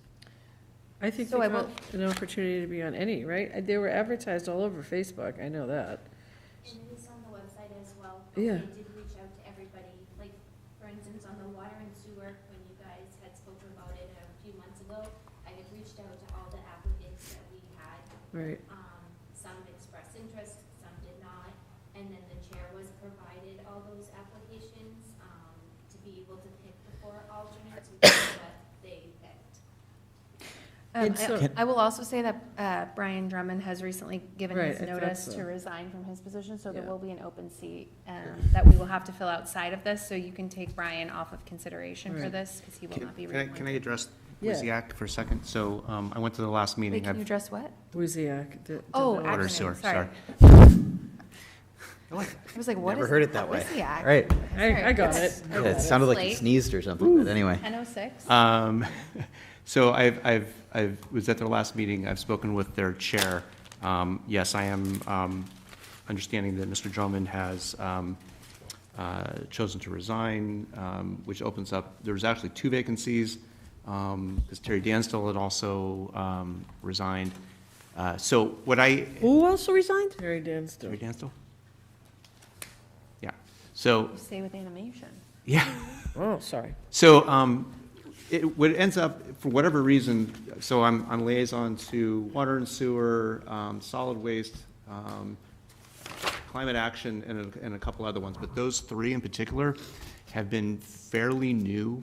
And one of the challenges was that when we first instituted them, the previous select board, they were 3-year, 2-year, 1-year, so they had a revolving cycle. Somewhere or another that got lost, and there have been a number of people that have been like renewed for 1 year. yeah. So what I did, and I submitted this to Shannon, and I copied Nick and Katie to you as well as chair.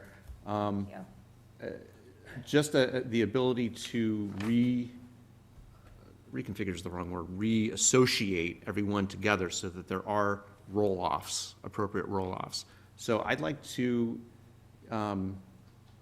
Amend? Yeah. I think I'd like to amend based upon the list that I provided, or we can take it, I don't want to necessarily drag it out to the next select board meeting. I'd like. No, just No, tell us who- the so make the expiration dates. remove it. Just make the So what do you- amendment. what's- So would it be Embrace easier it, just Wayne. to propose the list? You have them? Everybody wants a copy, you can, or? Can you just read it? No, For go which, ahead. which, Just so tell for us. What are you ERAC, is changing? John gonna be a 3-year term? So, yeah, we could take the easy ones first. ERAC is super easy, right? So, Yep, He's gonna be our select board appointee. okay. John Picarello. Yep. Great. Yes, correct. On a 3-year term? Yes, Okay, Great. great. So that's accurate. that's accurate. What else? Historic District Commission Yeah.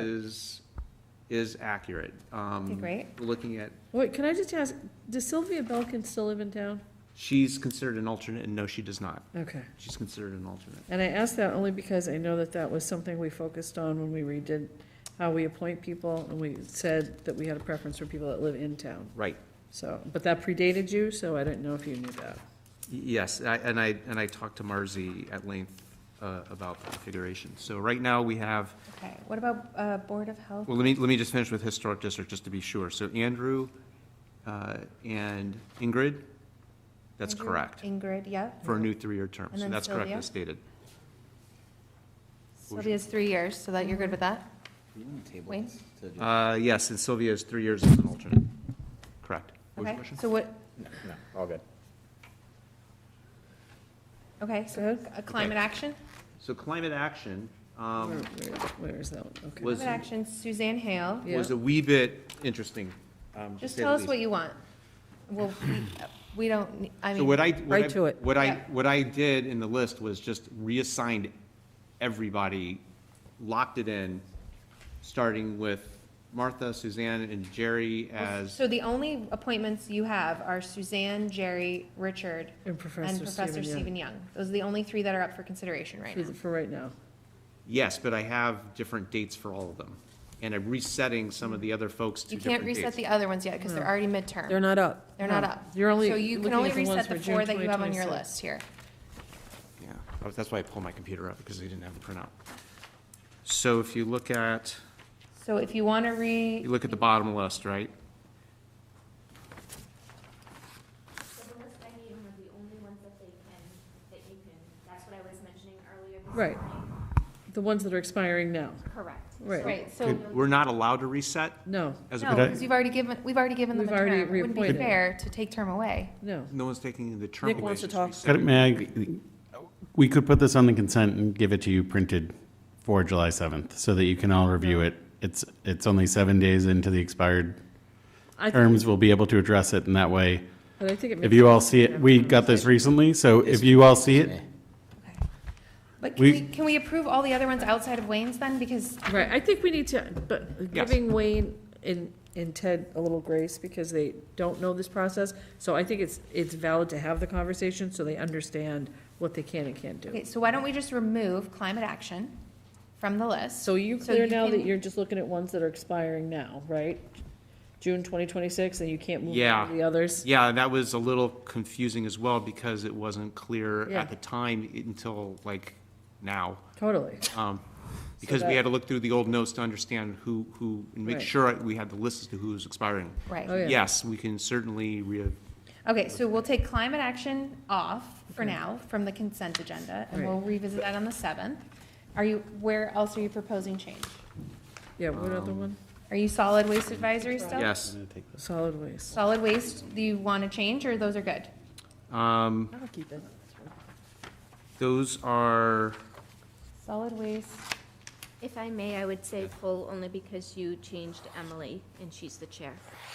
Okay, so is she, and I have a vacant seat. Correct. So I would just suggest pulling that. pulling them. So so you can meet with Shannon on what you'd like to do for solid waste also. We'll remove solid waste. okay, so Okay. remove that one. So what Remove else do you that. have? What other- Water and sewer. ERAC, and you Right, have. so water and sewer. historic Districts, and you have, Your actual This is members, are different they than all this. existing, or are they? no, there's 4 alternates, those don't exist, so those are being No, appointed. I know, So- I'm not talking about the alternates, I'm talking about the actual members. Are those all existing, or any of them No. new appointments? There are, Ralph Supa has always been on, yes, Yes. yes. Charlie has been on, Scott Morello, Bindesh, Bindesh we Shrestha has just been put on. on, He was right? just put on. okay. I would just pull that only because he was changing two of the positions. Wait, so then Andrea is a member pull or it. an alternate? No, she's an alternate. I was looking to But not on promote this her one, she's to not. the She's listed as a member. regular member. Okay, let's pull water sewer from this. We're pulling water sewer, we're pulling solid waste advisory. Right. We're Go by pulling this? climate action. Okay, we're pulling Alright, those so that's 3. different Wayne than will this. report back on them. Everything Okay. else is fine. So I will just say in Shannon's defense, the documentation that was kept for this was difficult to understand Yes. and interpret. Absolutely. Shannon is putting it in a form where she understands and interprets it correctly now. We will not have this issue going forward. And you've done a great job. Thank you, because Shannon, it's for a slogging through it monstrous all. task. Slugging through Monstrous. this. What I would ask in response to Mary Ellen's question is that when we do this going forward for the consent agenda, if you could just put the years served. Yep. That way we can make thoughtful decisions on if somebody's been on a board for a long time. Right. If that provides a benefit or is a detriment because it's a long wait list of people who want to get on that board, we can have a more robust Well, the conversation. problem is if somebody's on 4 boards and you have people who want to just serve on one, you know, Yeah, and I don't disagree with you, but also maybe they'd be willing to give a different board up over this. And so maybe that's a question we can communicate prior to just making that decision on our own.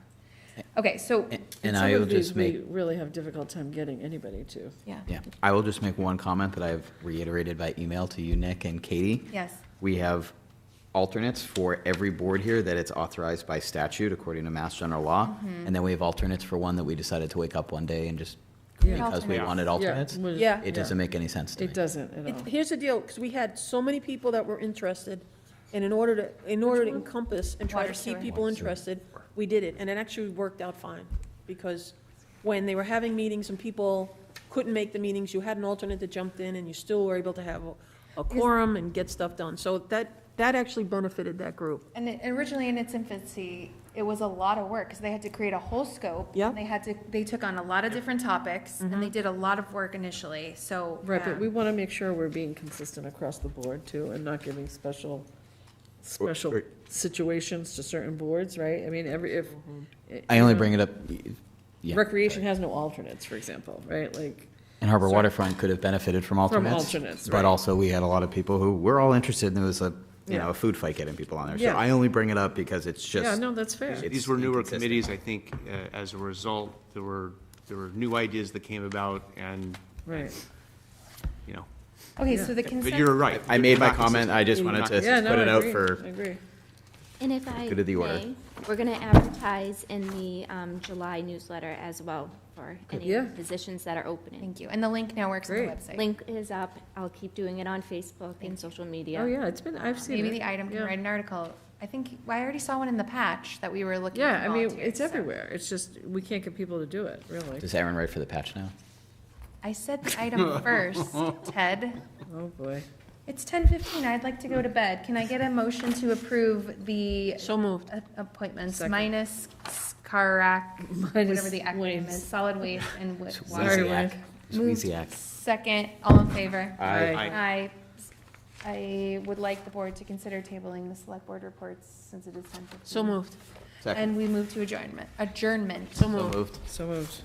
Second. Second, aye. All, aye. Aye. Whatever. Thank you. Sorry that I called you from the.